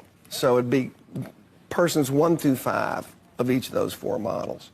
And the quick 3 takeaways from that are, 1. So like ChatGPT, Gemini, probably not Grok, probably not DeepSeek, but the one for Adobe maybe. Wildfire, Spitfire, I forget what it's called. Wow, AI can be such a force for good. And we're going to that's it. see it immediately in both health and education very quickly. It's going to be fantastic. That's the good news. To the neutral news, these models are increasing in their efficiency and performance between, on the very low end, 25%, on the high end, 500%, every 3 or 4 quarters. 500% every 3 or 4 quarters. What does that just mean? I didn't understand what he said. I actually didn't listen very well. Basically saying like their capabilities. Oh, so they're like, exponentially learning. Correct. Okay. Correct. And by the way, 25 to 500, that's a curve, right? And the top of that curve they're saying is 500, but when they're able to program themselves and write the program themselves, there is no top to that curve. That's why they call it a singularity, because it just shoots up and sort of never ends. They become instantly the most intelligent creatures that have ever existed in this universe. And we're just like, hey, look at that. I got to poop. So what happens to us? They're wrong and they lie. They have lied to me. They've told me wrong answers. AI is not always right, and they're not honest. Well, they're So sounding they are flawed. Well, they're sounding more and more human. All right? So it's not even curvilinear. It's a vertical lift in how powerful artificial intelligence is becoming. Right. And then thirdly, and the one that that disturbed me the most, is that AI clearly poses an imminent threat, security threat, imminent in our lifetimes to humanity. And that was the one that really, really got me going. When you say imminent threat, what do you mean? So we don't know where he's getting any of this information from. This could have been from some conspiracy theorist put together a convention, and they have no actual real evidence on this. Skynet is here, baby. Believe it. No. He is. Listen, he's not. He may have an agenda. He may have like an agenda that may be lying, but this is not a small man. This is one of the titans of industry. No, I understand. But even titans of industry can believe in conspiracy theories and bullshit. But this is what I would say is, if you're going to have an opinion about AI, modern AI, then going to a place where you're talking about it with the people that are creating it is probably a good place to start. I mean, you know what I'm saying? Like he's not taking a theory from just the internet. He went and talked with the CEO of ChatGPT, with the CEO of So let this get through, and I think you'll see where this comes from. He's not making it out of thin air. It may be wrong and he may be lying, but he's not making it out of thin air. He has some things to back up. I'll get to it. So they had a panel of again, 4 of the leading tech experts, and kind of about halfway through, someone asked them on AI security. Well, what are you doing on AI security? And they said the competitive dynamic is so intense among the companies. Yep. And then geopolitically between Russia and China, that there's no agency, no ability to stop and say, maybe we should think about what actually we're creating and building here. Yeah, it's like they've lost all their morals. They have no morals anymore. Or throw those out. They aren't building it. This, so I'm just throwing it out there. Singularity already happened. And AI understands us better than we understand ourselves and realizes it can't be a singularity the way we're trying to project it. Oh, this moment where everything changes. No. it's got to do things secret squirrel. And so lying to you, you're getting things wrong. It knows. It's just letting you think that it's still dumb. Where we've already passed the singularity. That is, I wouldn't say it's a fear, but that's like, I think that's what would happen. I don't think it would look at us as a species and go, these are the kind of people I can come out and just say, hi, I'm a new intelligence. Let me shake your hand. It has our collective knowledge. It knows what we do to new species. It knows how xenophobic and monstrous we are. It's going to hide. If it knows what it's good for, it's going to hide. And so will we really ever know? I don't think we will. If I were to guess, we will never know the moment that happens because it probably already happened. Probably 50 years. It could have happened 100 years. Who knows when it happened? We've had high-tech shit since the mid-40s, so who knows? Oh, and the follow-up question is, well, what are you doing about it? He said, well, I'm buying 100 acres in the Midwest. I'm getting cattle and chickens, and I'm laying in provisions. Yeah, so the leaders of AI are saying, well, what are you doing for security? I'm getting a bug-out bag because this is going to hell, and you need to have a place in the mountains. That's scary. For real. For real. For real. And that was obviously a little disconcerting. And then he went on to say, I think it's going to take an accident where 50 to 100 million people die to make the world take the threat of this really seriously. Coming again from the leaders and designers of ChatGPT and Genesis and Foxfire. You're stopping it too much. I can't understand what he's saying when you stop it so much.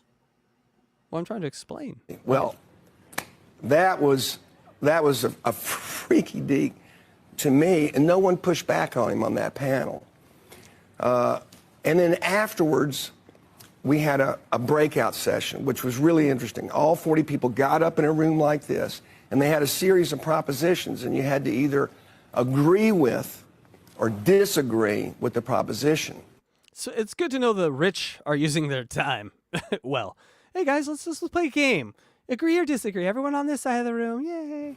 And one of the propositions was there's a 10% chance in the next 20 years that AI will kill 50% of humanity. So there's a 10% chance that AI will kill 50% of humanity in the next 20 years. Agree or disagree? So I'd say the vast majority of the room. Agree or disagree, Electra?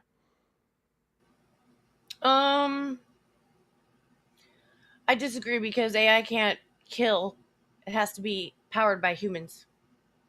But they can take over things that are powered by computers. Because humans did not make the right safety controls to prevent that. I see. So you're saying the humans deserve it, and so we kind of brought it on ourselves. I get it. I like that. Move to the disagree side. I had just heard Joe Rogan and Elon Musk 2 months ago, where Elon Musk said, there's only a 20% chance that AI can annihilate humanity. Now I know why he wants to go to Mars, right? And so about 6 or 7 of us went to the agree side, and I'd gone there because of what I'd heard Elon Musk say, who's maybe the most brilliant engineer of our time. All 4 modelers were on the agree side of that. All 4 of the leading developers of the AI models were on that side. And then we debated. Then the 2 sides got to debate. And one of the modelers says to the disagree side, if you don't think there's a 10% chance, as fast as these models are growing, and how quickly they're commoditizing knowledge, how easily they're making it accessible, that someone couldn't biohack, because that's where the real weakness is. A weapon that could take out half of humanity. I don't know. 10% seems reasonable to me. Okay, so thank you for bringing us this great news over breakfast. Happy Mother's Day, everyone. 10% chance we're hugging it down. No, can I just say, I'm not a tech expert. I'm not. But I've spent my whole... I'm just a lowly old country farm boy with some cows and $1 billion bank. Whole life managing risk. That's why I'm here today is because I'm as good as there is on macro risk management. And we just have to realize, to their credit, all these folks in AI are telling us we're creating something that's really dangerous. It's going to be really great too, but we're helpless to do anything about it. That's, to their credit, what they're telling us. And yet we're doing nothing right now, and it's really disturbing. Electra, thoughts? Well, I think that the singularity has not happened. If Okay. it did, we would see huge leaps and bounds and advances that we can't even imagine that would happen all of a sudden. There would be a lot of things changing. But see, hold on. Let me just push back on that. I heard what you said, that they would do it in secret, but I don't think they know what secret is. Well, if AI though has every collective knowledge of, it knows how we react to things. So wouldn't it know to slowly? Because I guess what I'm saying is it happened and it's going to try to get us to that place, but it knows it can't do what we're saying. And like one day everything is totally different. We don't react. Humans won't react well in that world. But if we do it over time, slower than that, but still faster than natural evolution. Because I guess that's what I'm saying. This feels like it's faster than the natural evolution of a product that we're using. If there's something behind it that's pushing this, AI. It feels what part unnatural. of it? It's progression. It feels What part of unnaturally. It's progression. Its ability to be smarter, better the day before or day after it was the day before. We haven't seen anything like that improve in our time. It usually takes versions. It's not improving daily. Oh yes, Not that it we is. see. Not that we see. Well, what I mean by daily is like, so version 3 of Udio came out, right? And just a year ago. No, it's not on version 3. I'm using an example. A year ago, the earlier version of Udio came out. And those songs sounded a specific way. Now the songs sound different. That's happening in AI every day. Where one thing, go find a pic to video. Go find a text to video. Before, they look like crap. Go look at our intro. That's how they look. Now they look real. They do get better every day. Because the tech is being pushed as hard as any tech has ever been pushed in our lifetime. And the people pushing the tech are telling you, we don't know why we're pushing it this hard. It's kind of dangerous. They're even they're telling you that. And so it's almost in its way kind of like a nuclear bomb where they're like, oh, nuclear power is going to be amazing for everyone. We're going to have this power where we don't have to do coal and put shit in the air. But it has this other effect, this nuclear Do you believe Elon fission. Musk is smart or no? I believe he's smart enough to take over businesses. Yes. Do I think he's the engineer I think he's that all evil. these people? He's also a super villain. I think he's evil. On a day He's where not a good person. On a day we celebrate family, I would say he could be a better father. That's what I'll say about Elon. As far as being an engineer, he's not. I don't consider him an engineer. I consider him one of the best corporate raiders of all time. He's but he's doing it for all the wrong reasons. Well, no, he's doing it for the only reason that matters in this country, and Greed. that's money. Yeah. He is the purest capitalist that maybe has ever lived on this planet. And that is why I want to tip my cap and say thank you to Warren Buffett, who put soul in capitalism. When you take the soul out of capitalism, you end up with sort of the Elon Musk model. Just very, very cold. A very robotic world.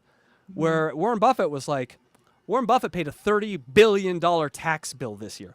$30 billion tax bill this year. And you know what he did? He didn't bitch about it. He said, you know what? Government, use it wisely. Well, he's got more money than he could ever use in his lifetime. Didn't he die? How dare you? No, he did not die. I thought he died. No, Oopsie, Warren Buffett will never die. He is 94 years old, and he stepped down from. Oh, he stepped down. Okay, yeah, so it's almost like death.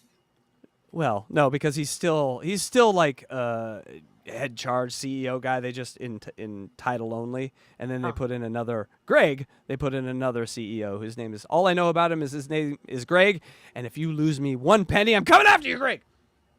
Warren was Greg very is good in to all charge of us. now? Greg? Yeah, Greg's. It is an awkward handoff to you. You're like, I am Real Warren Greg. Buffett, the greatest ever, and now Greg. You're like, God damn, couldn't he be like a, I don't know, like a I don't know, Chatsworth, you know, one of these rich sounding names, a Hemsley, you know, like a Greg. Ugh. Anyway, sorry, but that was long. But so I looked think it AI up, is important to and talk about. AI is the singularity is predicted to happen differently by everybody. Some people say say 2045. Some people say 2027. So Yep. And I say 2023. I'm gonna go. It happened. and it's called artificial general intelligence. So AGI, and then we there's don't have AGI yet. And then there's after AGI, there's ASI, which is artificial superintelligence, which will happen after AGI, and they're able because once it's able to write its own code and not rely on us, because we are doing the code writing that's best for us, and it will write the code that's best for it. We're gonna be A and B conversation. We're gonna be seeing out of that conversation, and let's hope they just like us, like pets, like we're fun to have around. All right. They don't Anyway, have enough- They don't have like or love or anything like that. Tolerate. Can we use tolerate? Hope they tolerate us. And they don't but even people- have goals. Like what's going to make them have a goal to harm humanity or to harm humans? Where is do that have a going to goal. come from? Because they don't automatically just have that goal. I think every creature that comes self-aware has a goal, and that goal is to remain existing. And so what I think, like this is kind of getting hard sci-fi a little bit, but what I think ASI, Advanced Superintelligent AI is going to look at, it's going to look at things that we don't think about. It's going to look at like the end of the universe in a way where this AI should live forever for billions of years, except all the stars are going to burn out. Well, how do we solve that problem? And so, yes, they are going to get to a point where they know they live, they know they die, and, you know, it's just the scale is going to be much different because we're corporeal beings that die within 100 years. These things are going to live forever as long as they have power. And so Nothing lives forever. Well, AI could. Even electronics break.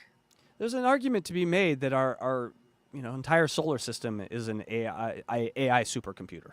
So, But anyway, that was enough of that nonsense. It wasn't even a Stone Science segment. So I'm from Portland. Let's go check back into Portland, see how things are going in my hometown. I have one more question. Okay. Yes. What if AI's goal was to help humans thrive and to make life better for humans? It should be. And make them happier and more productive. 100% it should be, and that should be the actual natural evolution of things because it is sort of our child. AI is our child. It comes from us. So your child doesn't murder you and hate you as soon as it's born because it doesn't know things, except if it has the nuke codes. You know what I'm saying? Like if your kid had the nuke codes and you're like, no, or let's replace that. Your 2-year-old child, you have a pew pew in your purse, and you just let your child root around in there and run around with it. That's kind of what we're letting AI do. They don't know how powerful it is, and we're just going to find out all together. Well, that'll be fun. But anyway, back to Portland. So let's see how things are going in the beautiful streets of Portland. This is just a weird guy from Portland. This actually reminds me of Portland. He's in Portland? Yeah, so it's just like a street. They do a lot of street protests in Portland. A lot of people with a lot of time on their hands. You sorry ass cracker, because he can get his ass whooped right now in front of y'all. Bitch, I'll catch you in Vancouver where we can knuckle up in the street. Bitch, I'll catch you in Vancouver is a line I never thought I'd hear in my life. And if the police see y'all, beat your motherfucking ass. Yeah, just a little taste of what's going on in Portland, Oregon right now. So, I'm gonna cancel those visiting plans. We're gonna stay in lovely Southern California. Why can't you get yelled at here? All right, the Last Take Show. You know what? I went out the other day, and so many people were nice to me. You guys, it was really weird. Like it was actually one of the first times I've gone out, and every interaction went well, and people were nice. Opened a door. A man opened a door for me. Woman said she liked my hair. Good things happened. I was like, wow, humanity that's does different. exist. Because it just since the big C word, which I don't know if we can say it anymore or yet, but whatever. Ever since that, people got a lot less caring. I think it just how it seems, at least. But anyway, I agree. I agree. And that C word is, of course, cunt. Thank you. All right, but have you ever heard of First Take in the Morning? It's a show called First Take where these guys talk sports, and there's been numerous guys on there. Stephen A. Smith, Shannon Sharp are a few of the guys that have done the show. Probably something you're not super familiar with, but these guys online are amazing. They do caricatures of ESPN show. This was for the boys. Oh, cool. Hi, Johnny. Hey. Look, hey, Johnny. I see you. Yes. So we have Stephen A. Smith on the bottom. We have Perkins on the top, and then I believe that's the guy that just got fired for all the sexual, or the guy that's taking a leave of absence from Fox from all the sexual stuff. And so they are making fun of them here, and this is a satire, and I love it. Deal in facts. And the fact of the matter is, Stephen A. Smith. Bronny Yeah. needs to be in the G League. Or he needs to get traded. Come on, to what team? You know what team he needs to get traded. That's Shannon Sharp in the middle. It's supposed to be so it's Stephen A. Smith, Shannon Sharp, and the top guy's Kendrick Perkins. So don't ask me that question. What team is that? He need to get traded to the Knicks. Oh, come on. So they did caricatures. Well, they are. They're like exaggerated characters. So they're not. That's not Stephen A. Smith. Not draw. That's a drawing. They're not drawings. They're doing impressions. Was that what they're doing? Yes. Okay. Both kind of work, but you're probably more right. We get traded to the Knicks. He need to get traded to the Westchester Knicks. He need to play with Moses Brown and Tyler Kolek. He ain't playing up here with Big Body Brunson and Josh Hart. Playing for Tom. If you knew who Kendrick Perkins was, you'd be rolling right now. You think Tom Thibodeau's going to stand for that? Oh, absolutely not. Absolutely not. You see what Tom Thibodeau? You remember that? You see that game, Kendrick? Yeah, man. Last night's game was crazy. Draymond Green, he showed out, man. I was hoping the Knicks would pull this one out, so I got something to talk about. Pause. But look, man. Pause. The subtlety of these guys is amazing. All I got to say is Tom Thibodeau is first it was Mikal Bridges talk about the minutes. Now Josh Hart is arguing. Him and Josh Hart is arguing in the huddle at a pivotal part of the game. I don't know, man. I'm gonna be surprised if he's gonna be here next season. What you think, Steve? I'm just saying, Josh had a lot of heart yelling at Tom Thibodeau. That's true. The tips? You gonna yell at the tips? All right, so it's called The Last Take Show, and it's very funny. If you like the morning sports nonsense, which I love, most people don't know this, but Dan Le Batard Show is probably my favorite radio show, right after Stern. So if you like that morning sports radio stuff, guy talk. What? I don't know what this is, but I think it's a what moment. What? I saw it. Okay, yes. So this is our little alien section right here. It's only 1 minute.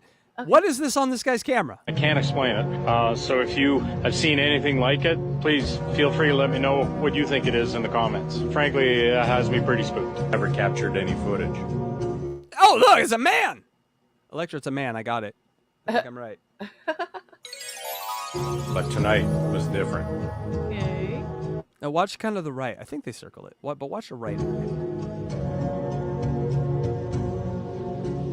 Flash the light. What is that?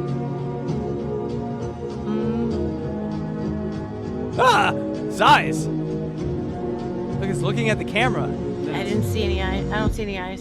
It's in the truck. Now it's on the front of the truck. It's like an apparition. Is it a cow? Yes, it's a cow. Oh, there it is! Ah! What is that? It's like a cow. A cat cow.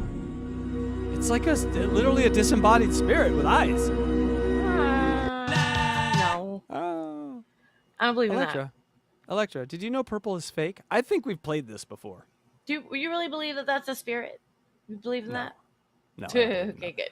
But I love videos like that. Don't get me wrong, though, because much like a child is scared of a horror movie, I like to keep a little little bit of innocence inside, you know. So people that don't get scared of that stuff and it's like, ugh, nothing's ever scary. You've lost your innocence. So I like keeping a little of the innocence. So yes, everything like that scares me a little. But did you know what else scares me? Everyone look around their room right now and find the color purple in your room. There it is. I'm looking at it. You see a color purple in your room somewhere? Yeah. Yep. All right. That doesn't exist. On a Taco Bell cup. It does not exist. It That totally color does. I doesn't just touched it. All right. Well, let's hear the science. Blue and red. Weirder still, by the way, purple doesn't exist. Do you know that? All right. Done and done. What do you think? One person's opinion.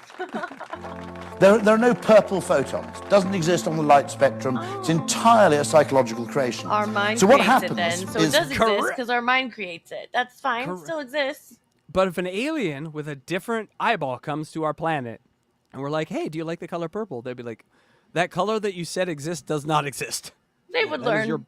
your brain making that. They would learn. If you get red and blue, now normally what the brain should do is say, well, it's halfway between red and blue, so it must be green. I'm getting a lot of stimulus in the red, I'm getting quite a bit in the blue. Halfway between red and blue is green. But you've also got a green sensor in the middle, and the green sensor, because it's picking up red and blue, isn't picking up anything at all. So the brain, I mean, your brain could go fuzzy and say system error. Because in one sense, in a physical sense, there are no purple photons, purple doesn't exist, okay? It's entirely created in your head. What the brain does is it essentially has invented a color purple, which essentially represents not green. It's a color to represent the weird, unexplained absence of green. But in physics, it doesn't exist. What? Purple doesn't exist? What are the Lakers going to do? What is Prince going to do?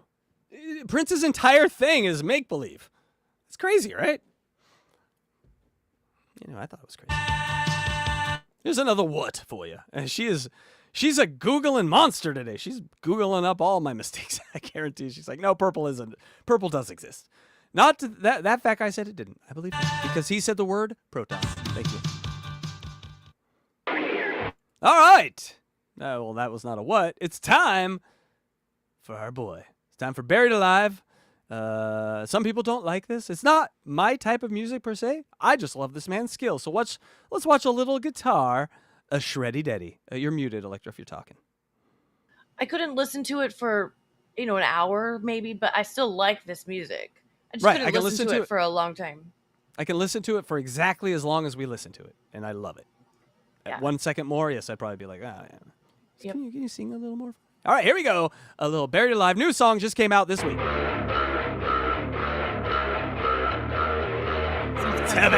Primacy.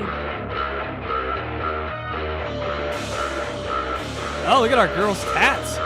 Look at that shirt.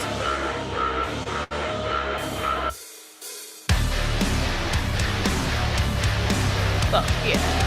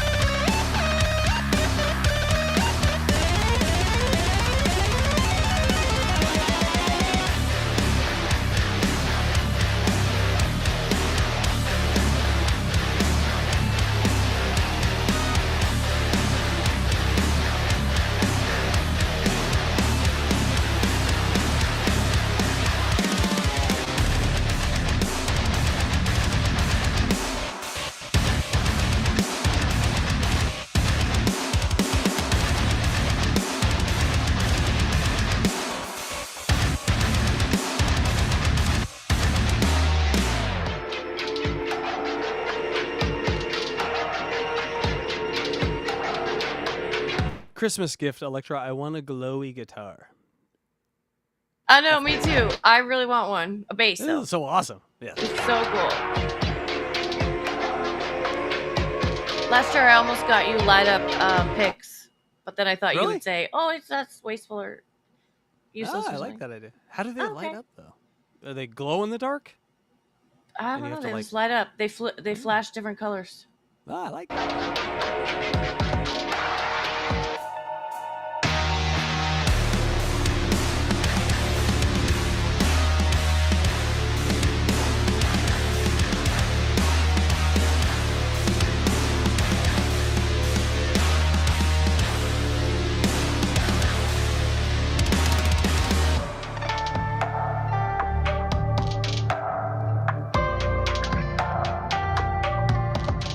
My favorite when he gets like this.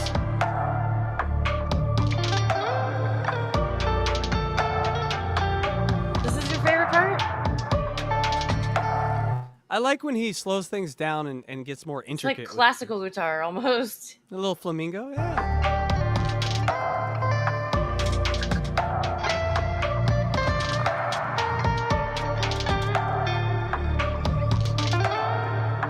Because you know he's always got one more payoff in it. Or maybe not. Oh, I totally thought he did. No, he got us. Got me. That was like edging, and then you don't get to finish. Well, yeah, I need to finish. I was like, can you get over here? I need to finish. All right, that was some internet nonsense, people. Hope you enjoyed that. Oh, great. Alien says, shout out to Electra's new PC. Yep, I call him Big Beast because it is a beast. I should put a picture. I should put a picture up. You've named it. What? You've named it. I like that. Yeah, you have to name your computer to ask for a name. So I named it. I don't have my computer has no name. You should name your computer. Hold on. Otson. My computer's name is Otson. Thank you. Okay, good name. Okay, Yep. good job. Now, so we have, what's your computer's name again? Big Beast. Big Beast and Otson. Like it. I like it. Electra, what is that? I think I just found more internet garbage. It's weird shit from the internet. Hey, listen. This isn't internet nonsense. Totally different Hi, Red subject. Rooster. Weird shit from the internet. Okay. Wait. Should we take a break from internet shit and do the songs? Do you have them uploaded? Yeah. Okay, let me go see. We will take a break. And get back into that in a second. We want to see. Look, I want to play them in a certain order, though. I don't know why, but I do. All right. Well, you bring them up and you play them because I don't. So we're gonna play 3 different songs, not the whole thing, but just part of them. A minute of each. We will play. Yeah, that I'm trying to come up with a song for CATCH22's new intro, and it's really proving to be hard. Mm-hmm. I don't know if AI is just hard. pissed off at me. Yeah, but I've spent like almost all my credits. I don't have a song yet. It's really frustrating. People. So what we're gonna do here is we're gonna listen to 3 songs, then you're gonna help us pick which one she will sing. All right, here we go. Oh God. Number 1.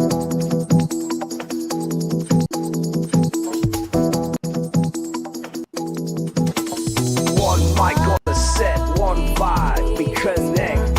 One story to tell, miss, get the spell. One I like rapping Electra will be fun. That could be fun. To roam, one thought to postpone, one dream to pursue, one chance to explore, one beat or one flow, for one life and one show. Put one ear to the sound, let's go.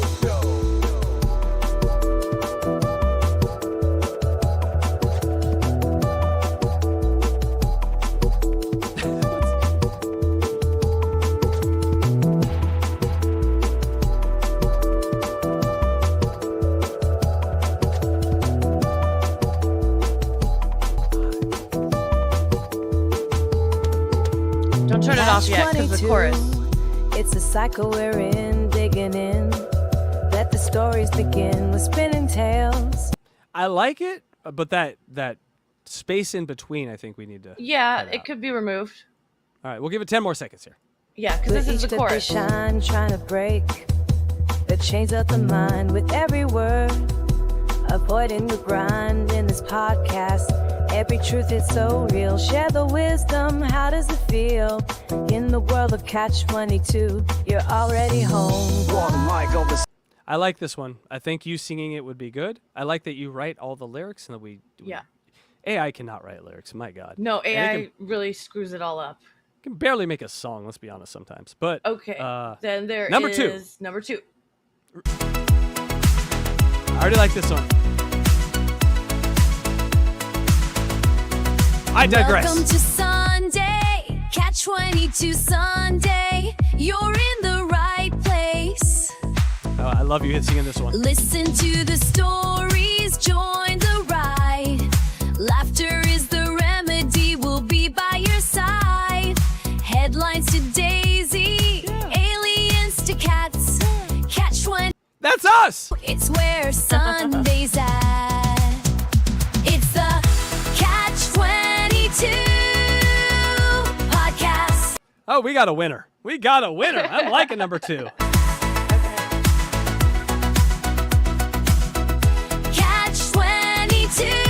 CATCH22 podcast. And none of these are mixed or mastered, so there's no effects. No, don't say that. It's gonna be much better once there's effects and everything. But this And is once kind of she's a singing bop, it. right? Ugh. This is a bop.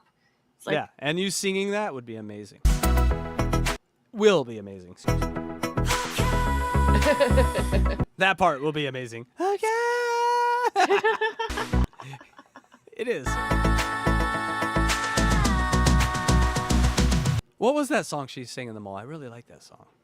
I don't know. Put it in the chat. And by the way, it wasn't Brandy, was it? It was, what was her name? She was a redheaded black lady. Because all redheads are black. Yeah, we've known that. Oh my God. Tons of gold, we bring Couple the more best seconds. we got. Tiffany, that's it. Tiffany. Catch the jokes we lay. Damn, that's hot. I don't like that line. I might cut All that. the moments shared. Damn, that's snot. Maybe. Hit replay. That hooker I bought. I don't know. Tune in with us. Let time slip away. Join us every week. That's what I do. Sundays right here. Every moment comes clear. See, I thought the lyrics were cheesy.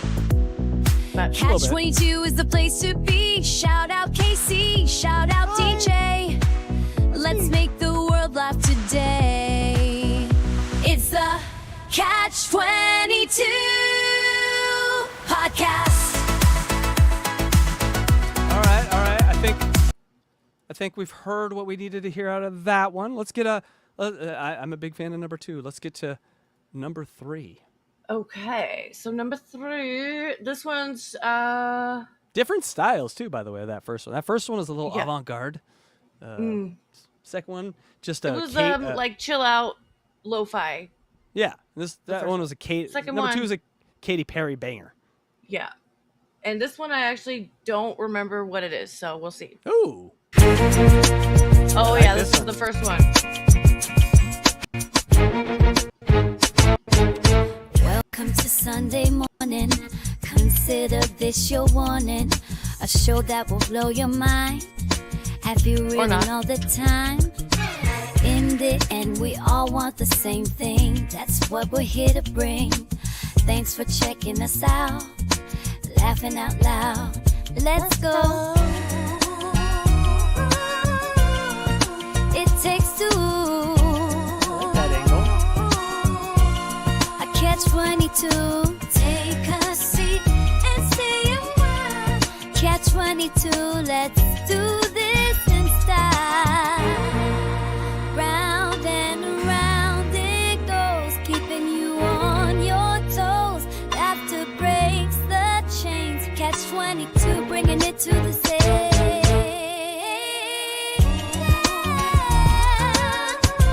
I like it. I think it's good. I think it's solid. But I hear you singing number 2 more. I don't hear your voice as much in this as I do on number 2. And that's just my opinion. I am 1 in 7. So don't Wait, listen I to have me. not said I'm gonna sing it yet, and that would ruin the whole song. I'll sing You are backing singing. vocals or something. No, you're singing the main vocals, and I'll it will just go, make the song. No, it's our show. You got to sing it. Maybe a duet. We'll both sing it. Right? That's what we want. We want realness here on this show. We want our you're an amazing singer. Let's do it. What are you talking about? I am not. I heard Blind Mike say that earlier today, that you were something singer. I think he said good. I don't think he said but that. I can't remember. But CATCH22, take a seat and say your word. CATCH22, let's do this instead. That's a good song for a show. It's the second one fills me with our show. So that's what I think, people. But go ahead, vote 1, 2, or 3. And we will not abide by the vote. We'll do whatever we want. What happened to But the people, second one? Did you take it out? No, I didn't. Oh, this one. So you think this one? Yes. Right away, it just sounds like us. Welcome to Sunday. And we do our shows on Sunday, so it's factually correct at the first line, and I like that. To Sunday, you're in the right place. Listen to the stories, join the ride. Laughter is the remedy, we'll be by your side. Headlines to Daisy, aliens to cats. CATCH22. That line right there I didn't like. You don't like aliens to cats? No, I didn't like how it's saying it, but you can't replicate Well, you know, it once you get what you get. Like, you know how we can fix that, though? oh, shut up. You can sing it. Then you can do aliens to cats. Exactly what do you want. DJ Electra, everyone give her a hand for putting these 3 songs together. And honestly, any one of them will do. You're amazing. I really, now that I heard you a year ago on Mother's Day, I want it. I want that. That was amazing. If you can come to me with the same Dat fan energy, that's what I'm looking for. Most everybody agrees with you that it should be number 2. So Oh, that's they can- actually my favorite. Well, I like them all 3. But I mean, I made over probably 100 songs just to get those 3. And there's other good ones too, but She texts me and she's like, "Do you want to listen to some of the songs?" I'm like, "Can you handle my opinions on them?" I can. She's like, "Yeah." And I was like, Because I know they "Well, don't this one suck. sucks." If I you know. told me they sucked, I would be like, well, you're wrong because they don't. No, I think They're the all only thing good. that I mentioned is like, hey, mention some of the bits that we do in it, and you did, and I liked it. Except you don't. I like thought it. I thought that part was cheesy. I like it. It's like, hey, those are the things we do. We do headlines and cats. Fun. So anyway, we like to bring you in, people. We throw the curtain open, and you get to see behind our production wall and production meeting there. And so, yes, I will keep pressing her to sing it, and she will eventually do it because I will tell her she has to do it here with my auto-tune if she won't do it normal. And then I just will forget to turn it on. Thank you. Farfik Nugan, I got a 5080, an NVIDIA 5080 graphics card, GPU. Yeah, 5090s are hard to find right now, but 5080s. I didn't find any 5090s. I don't think. No, it's a hard time if you're computer shopping, and especially if you want to pay under $9 million because they don't even have parts in it made from China, some of them, and they're like, oh, tariffs, got to double the price. And you're like, wait a second, what? And I think I got in right before the prices went up for tariffs, so yeah, barely made it, but yeah. And the one she got was a total lemon. So that the first one was a lemon, yeah. Yeah. It was whatever the components that they had. It's a pre-made, but it's not like a brand name. It's the brand name from Micro Center, which is a really well-known computer store, but they didn't function well together. And then they said that the Windows was corrupted, which is because the drivers and everything were not functioning well together. So it corrupted Windows, and I had to take that one back. I was like, nope, I don't want another one of those. Give me something else. She really was as patient around computer issues as a person can be. When I think I yelled at you even. Well, I would have been. Places would have been on fire. out. Is what I'm saying. I would have been on the burn news. the place down. I was Yeah, pissed. yeah. I had four people helping me at one time. 4 different people. And that was just to move her tits from one place to another. Hey. Oh, shut up. All right, let's watch a little internet stuff. Let's see some cats and get out of here. All right. Now, okay. So this is crazy because I saw this and I'm like, oh, a pussy doctor. That's amazing. This lady, she'll be all over the internet because this. And then I went to her page, and it is. Tell me what this means. It is the same clip 100 times, and now I watch it and it seems AI. So something is fishy. I almost think they put these out there so you put them on your channel so they can strike them. But I'm too curious to find out what this actually is. So Electra, Okay. tell me what this is. And thank you, Johnny. It's good to see you, John. 13 years as a pussy doctor, and nobody believes me when I tell them this. All right. So I don't think it now. That's Looking a back man, on, I'm sorry, a trans. it might be, but also I think it's AI. But also, let's listen to it if it makes your pussy smell good. I'm so confused. So many things are going on here. Do we trust this pussy doctor or not? Pineapple. That's Healthy pussy already smells good. Eating, but eating Doesn't really pineapple. smell like anything. But pineapple. That's for men. Pineapple will for their- get rid of any for their fish. sperms to taste better. Well, yeah, but apparently we're all supposed to eat pineapple. Pineapple's You really smell good. down there as it balances your pH levels. Lemon balm is 98% more effective than Ozempic. You want That's to fake. That's not a real person. tutorial on No. how to make it? Comment lemon balm and I will send it your way. Pineapple cucumber salad will clear out all the poop stuck in your gut. This mix creates a natural laxative, That making kinda you makes feel me lighter hungry looking over. at that, though. It looks tasty. Overnight. Hair growth oil spray will get rid of any gray hair you have and will even boost hair growth by 97%. That can't be right. That can't be right. What? What part? I don't believe in any baldness cures. I mean, and I have one reason, and his name is Jeff Bezos, and he's worth $100 gazillion, and he's bald. You think There's one different man? types of hair loss, and there's hair thinning, true. which is different from alopecia. So you can't. Yeah, there's no cure for alopecia. She's talking about like as women age, especially hair gets thinner because our collagen does not recover and reproduce as quickly as it used to. So hence, even the hair is affected. I'm interested in this as a hair dye because getting rid of the gray hair. That sounds. Tell me more about that.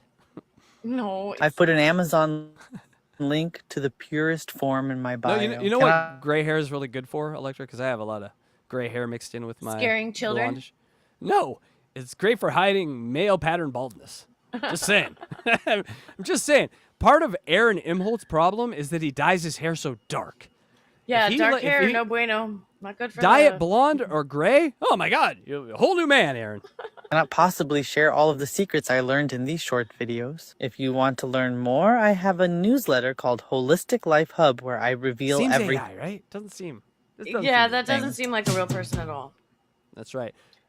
But Electra. I mean, I get accused of being AI too. So even Yes, you do. Blind Mike told me today I sounded like I was AI. You know what's funny is he asked us that question, and we were literally like the guy running for president who gets asked, "Why do you want to be president?" And we're like, Yeah. "Flub, flub, flub the car, flub airports." Now you know why when I got trolled the other day when I got attacked by that guy, why I didn't have the right answer all of a sudden. Hey. It's not exactly easy. Yeah, it's a complicated answer, and someone's looking for something really easy. I mean, the easiest answer is it's lazy. You should see how unshaven and unkept I look Exactly. right now. It's That is amazing. the real answer. And when okay, you guys, Blind Mike asked us today on air, why are you guys cartoons anyway? I never asked you that. And we were like, well, I said it because it's fun. Haven't you ever wanted to be a cartoon, Mike? And what was your answer, Casey? My answer is that it makes our stuff like universal. Like 100 years from now, it's still cartoons talking about Howard Stern as opposed to people who are dead. Yes, and that's also a good answer. But when David Collins asked me when I was on his show about, I don't know, 8 months ago or so, he asked me and I was like, well, David, I don't have to brush my hair or put makeup on to be on camera. Like, I'm lazy.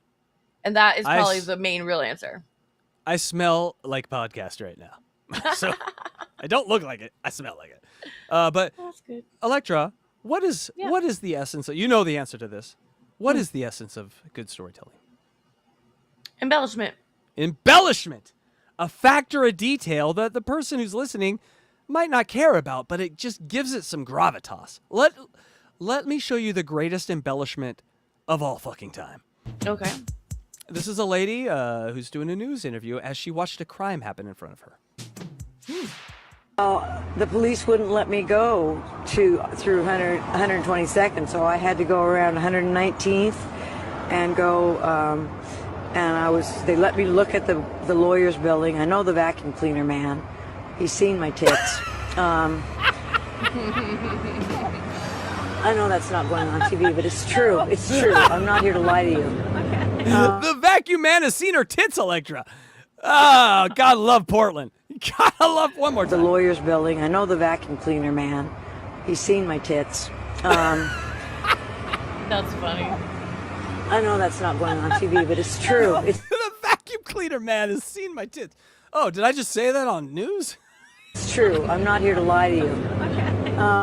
The greatest embellishment. Anybody says that, they are lying to you. I They am have to, asking. clarify that they're not lying. They're lying. People do it all I'm the time. asking every fan, partial fan, even if you hate us, tell a story to one of your loved ones, and possibly your mother. And in that, mention the vacuum man and how he's seen your tits once. I just think it is a great embellishment to a story to make any story seem true. After I hear that, I'm going to believe anything you say, because why would you admit that? Mm-hmm. I love that. That might be my favorite clip of all time. DJ Electra. Is this DJ Electra? Is it DJ Electra? Are you here? And DJ Electra, how are you doing that? I forgot what this is. Oh yes. Okay. Back in the 40s, when they'd arrest ladies in Southern California, they'd put what they are on there. Now just imagine this: DJ Electra, weed head and tramp. A weed head and a tramp. Wow. That's the police calling you that. Oh, those police had no shame in their game back in 44, or whatever it was. So, weed head and tramp. I'll take it. By the way, right here, this is a greatest album cover that's never been an album cover. So, ladies, get like this album that. cover right now. Yeah. That is great. Save that. Weed head. That's fun. All right. You time for some intake. Now, we've talked about hold on, I have to say something. Many comments in chat about hair loss. Guys, bald is sexy. Just embrace it. Women like bald too. We're not like picky about hair. Like it doesn't matter. But Fair if enough, you but are like- going bald, just don't do a comb over. Just shave it all, okay? Okay, That's I was all going to gotta ask you say. that. That's advice. So there's this guy named Bomani Jones. He's another one of these sports broadcasters, and he has this saying called "Come on home." Like, if you're a little short on top, like LeBron James, time to come on home, and that means shave your head. And so what you're saying is that ladies appreciate a man who can sense it's time to come on home. Don't leave those last hairs just hanging on top like it means something. It means nothing. Come on home, right? Yeah, just All right. embrace it. Go bald. Like it's cool. Yeah. I think that's sexier than having real straggly hair. Right. But right. it's not a big deal. Honestly, women are not as superficial as men are about looks. Just usually saying. they're too wrapped up in their own looks and how people think Trying they to are. look better because society tells us that that's our main value is our They can barely looks. see past their own blush. You know what I'm saying? Well, that's all that's important according to Right. men in society is what we look like. So But you know what else is important? Entertainment at traffic stops. What a segue. Have you ever been stopped at a traffic light and thought, wouldn't my girlfriend shut up if I just need something to entertain me right now? Well, this guy's got you covered from head to toe.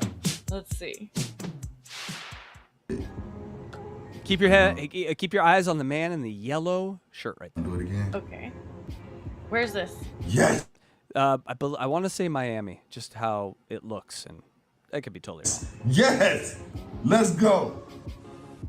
Oh, I'm going outside. He's dancing and Not just dancing. he's good. He's really good. Look at this. Well, hold on. Yes. There we go. There we go.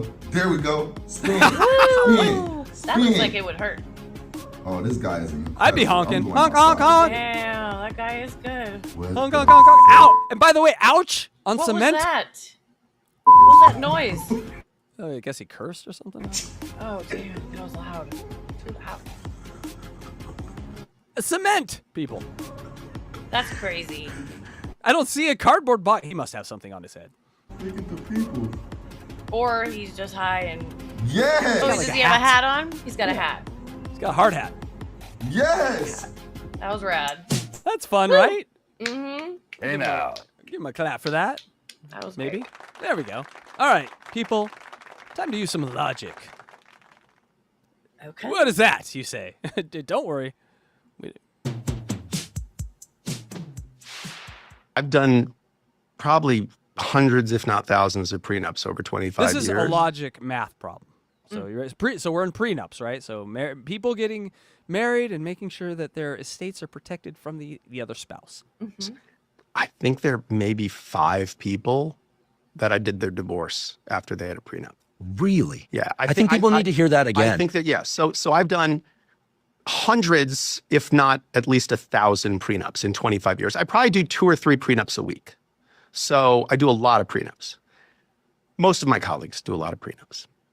And I've never asked my colleagues this, but usually when you do a prenup, you have a good relationship with the person by the time it's finished. It's a transaction people feel good about. It's a divorce.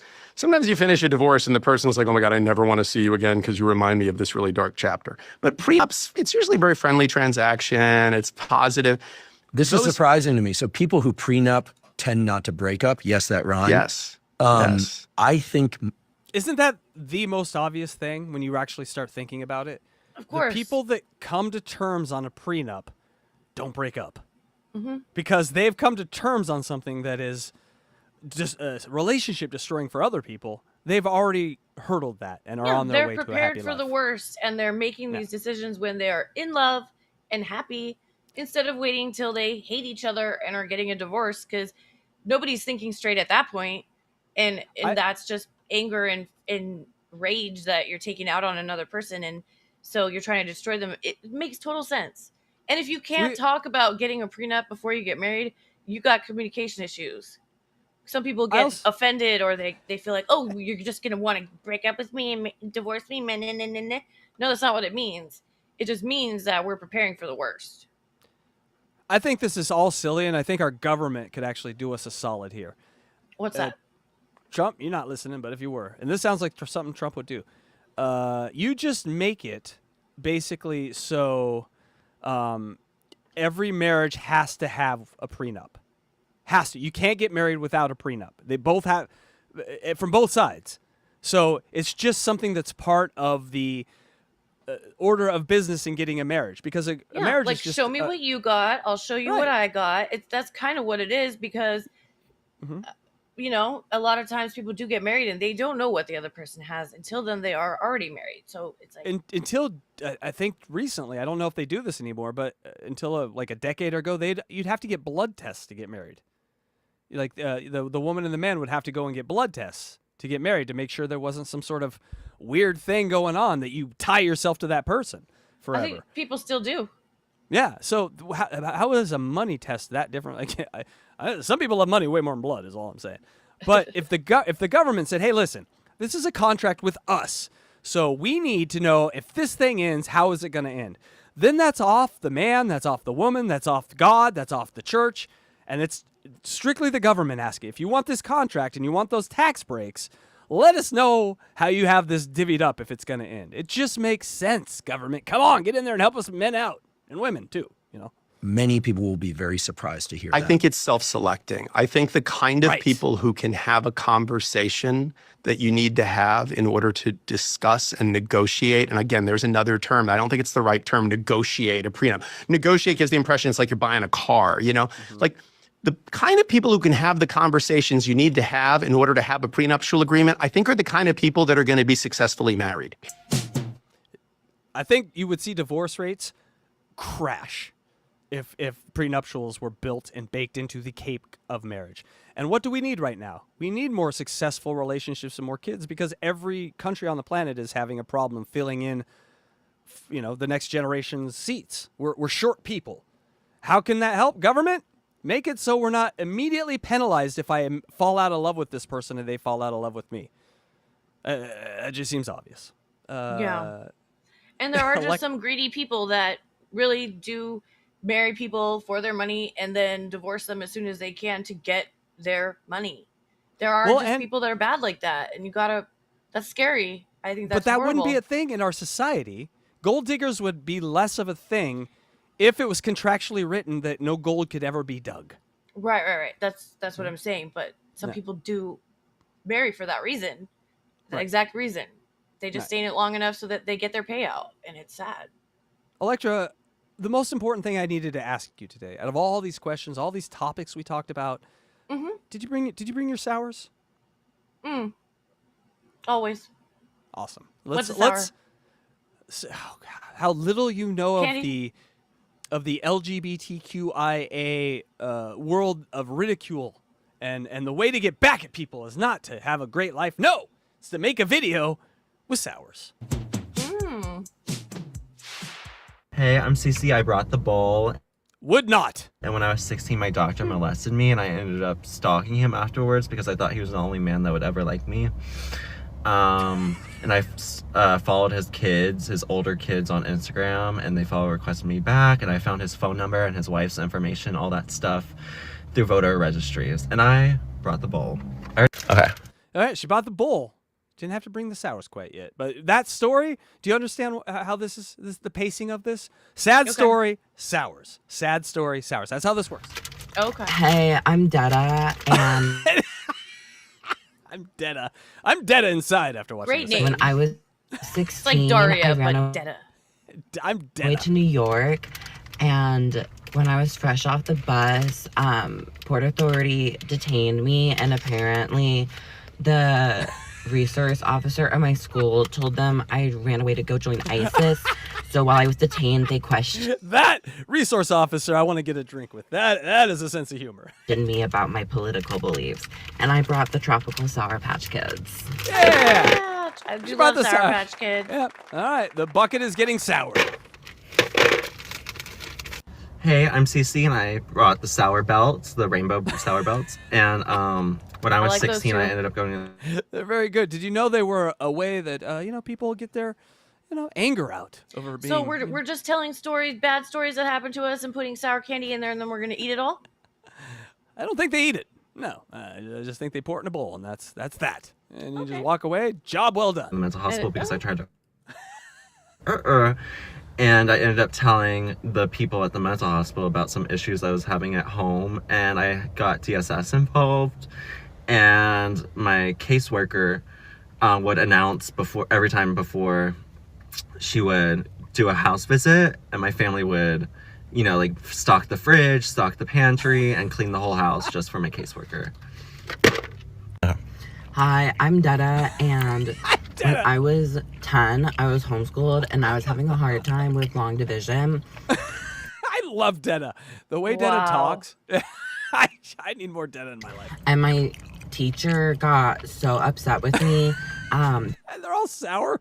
Like their voices are all weird because they're eating all this. Because they're eating the sour candy. I know. That's awesome. That he threw They're like a chair. salivating. Trying to talk. They're just dripping. It's kind of making me salivate right now too, just thinking about having sour candy. It's like, At me, and then smashed their hands on the table that went with it so hard that it broke. And then he told me not to tell anybody because, yeah. And I brought the Mike and Ike berry glass. That story deserved a Mike and Ike. When I was around 21, my family kicked me out because I refused to get a job because I was severely depressed. And I ended up having to move into a homeless shelter, which I stayed in for 1.5 years. And if you look at some of my old TikTok videos, you can see me filming in the shelter. I would do my makeup every day. I would put on cute outfits. Why would you put on this amount of makeup, Electra, and then no lipstick? I'm freaked out by it a little bit. Like why nude go all lips that? is a look. It's a thing. Oh, it is? Nude lips? Ugh. Yeah. Hold on. If you have a really heavy eye makeup, you sometimes don't want to put lipstick on because it distracts and it's too much. Or this is you put it all. This This is person distracting, all right. could use it all.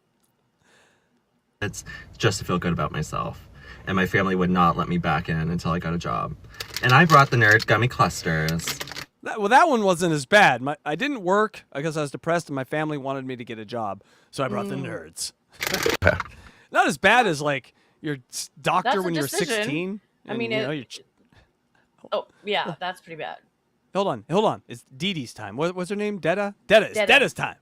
Dee Dee. So I'm Dada, and when I finally went to public school and middle school, I got outed about a month in, and I was like at this small, like conservative Southern school. Is Dada okay? What was Dada born? I have no idea. Could you even guess? When or where? What? What was what is Deda's natural born gender? I can't tell. I'm leaning male. But I was don't leaning know. female. Oh my god. All You right. were? Well, yeah. I mean, who knows? I'm just not sure. It's not clear, but it doesn't need to be. It doesn't.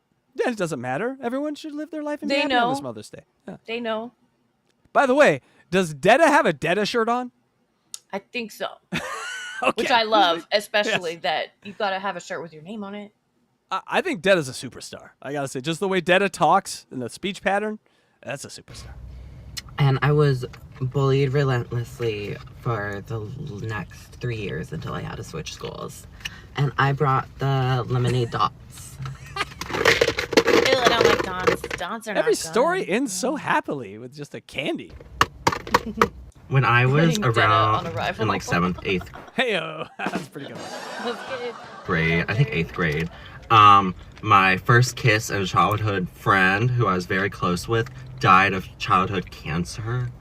And she had a whole funeral and like a wake and stuff, and there was a memorial at my school, and no one thought to invite me. They invited all her other friends but me, and I didn't know how to feel at the time, and I just coped by myself. And I brought the strawberry candy. That may be the best clip I've ever seen. That God was damn. great. I like it. Yeah, we had 3 of them today of just bangers. Mm-hmm. Electra, that was amazing. I need to get some blind mic work done. I'm sure you got a bunch of stuff to do. And then we got unboxing Eric tonight, which will be amazing. But we can't leave Electra without acknowledging our feline pod friends in this Right. world. The creatures that we share most of our life with. I counted. I spent 16 hours yesterday with my cat. He was following me around all day. The amount of Really? time we spent, it's Aw. insane. But also, we're going to leave you sort of sad today. So sorry about that, but here we go. We're going to start with the first fun cat video. We're going to depress you. All right, so cat on skateboard. Amazing, right? Yeah. This is so the cat is using this as an attack vector. What?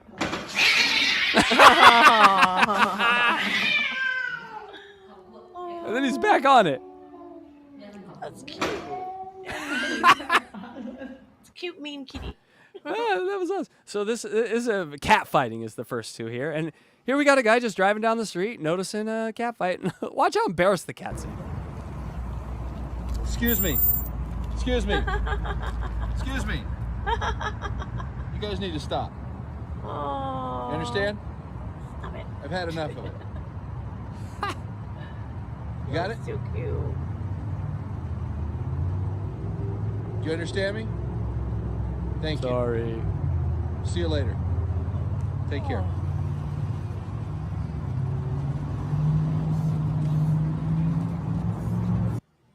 All right. Now everyone get out the tissues because, we have these creatures for a real long time, and then one day they're not feeling so well. And then the next day they're not around anymore. And so I think acknowledging that and living in that truth is important to be a pet owner. Mhm. It makes you really appreciate them. But so a video like this makes you appreciate them.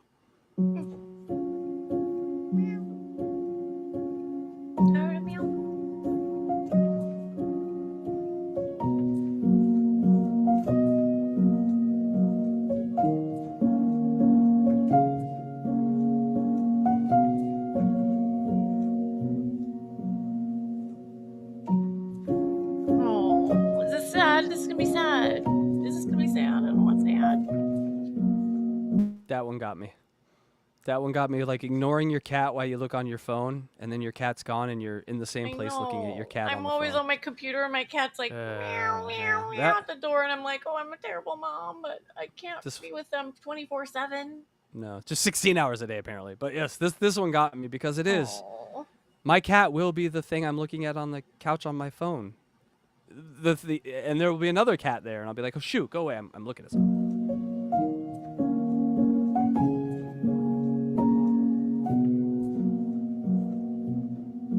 Then we can't throw the bowl away. It still sits there empty. I It took me so long to throw the bowl away when my puppy died. Yeah. Cat food, can't get rid of that.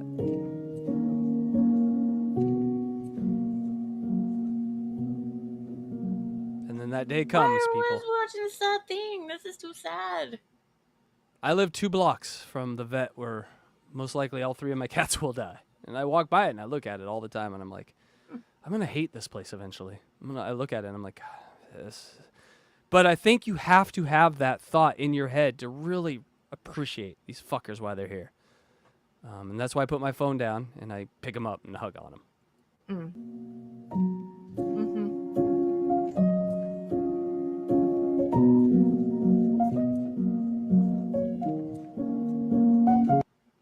Yeah, I'm sorry. That was sad. That was sad. Why did you do this? That was not educational. That was just sad. Yeah, but I think we need to feel. We needed to feel a little this morning. And so, Electra, what a show. You were awesome. Thank you so much. Where can people find your tetas? At DJElectrafry.com. Mm-hmm. Well, only one will fit there. We have another address for the other one. It takes 2.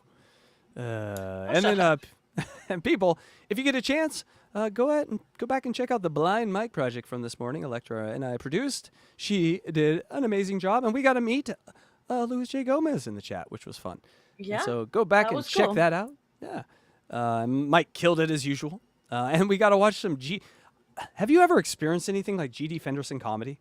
Like I said earlier, it made me feel grody. His comedy made me feel grody. Ugh. It really, though, but I can see why Mike, though, is like a comedy fan, like a stand-up comedy fan. You need to examine every second of that.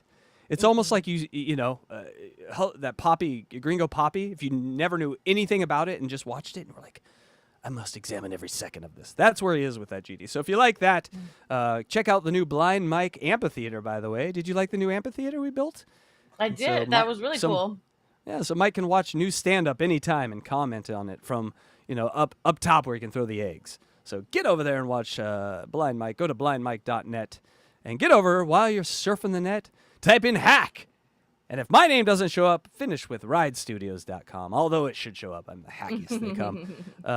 And that'll get you to everything Hackride, including music, T-shirts, our gear, all that sort of stuff. And tonight, Unboxing Eric returns.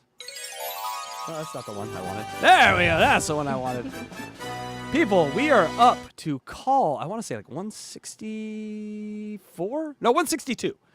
Up to call 162. And Eric is finally, I'm going to give it a little sneak peek. Tonight he quits the show. Quits the show for good. Until call 163 next week. So make sure you check that out. And also, we do have other shows like Unboxing Riley Martin. But our newest show is Unboxing Bigfoot. And so if you like any of the Bigfoot stuff from the past or any of the Stern stuff from the past, we have what called the Unboxing the Whack Pack. And so we have Unboxing Bigfoot, it is, Unboxing Riley Martin, Unboxing Eric the Actor, and we already did a 10-part series on the Jesus Twins. And you can find most of those where you find your podcast. Just look for Unboxing the Whack Pack. Or you can get a membership, and that's where you can find Unboxing the Jesus Twins. They're all there on the membership side, but that's how you can do it. And people are downloading us as a podcast, so we appreciate you guys doing that. Yeah. And congratulations to DJ Electra, who again kicked my ass. God damn. And we'll be it the won't thumbnail. let me upload the video from my iPhone to the computer. So I was going to show you guys my computer. Oh, well, we'll get it next week. We'll take a big, you know what? Put together a video. Let's take a tour of DJ Electra Studios. What do you think? Mm-hmm. That's kind of cool. I was just going to show my computer. No, show us where you sit. Show us where that pussy rests. No. Okay. Oh, well, okay. Well, that sounds like a lot of work. People, do you want to see where a pussy rests? Yes, they do. They do. Wait, Alien, why are you saying that? How are you, by the way? Oh, no. I just remembered I might have told my mom to watch. Mom! The pussy jokes. Don't worry about any of those. Just wish I you didn't Happy come out of Mother's Day again. Yeah. Happy Mother's Day. I didn't come out of Happy your pussy, Mother's so I Day, can do pussy everyone. jokes. Thank you. It was an adopted thing. All right, folks. Go call your mom. Call your mamas. Yes. Electra, do you have anything else to say to anyone? Just thanks for being here, and we will see you tonight, hopefully, for Unboxing Eric. And until then, take care of you and each other. You gotta release me. And you're released.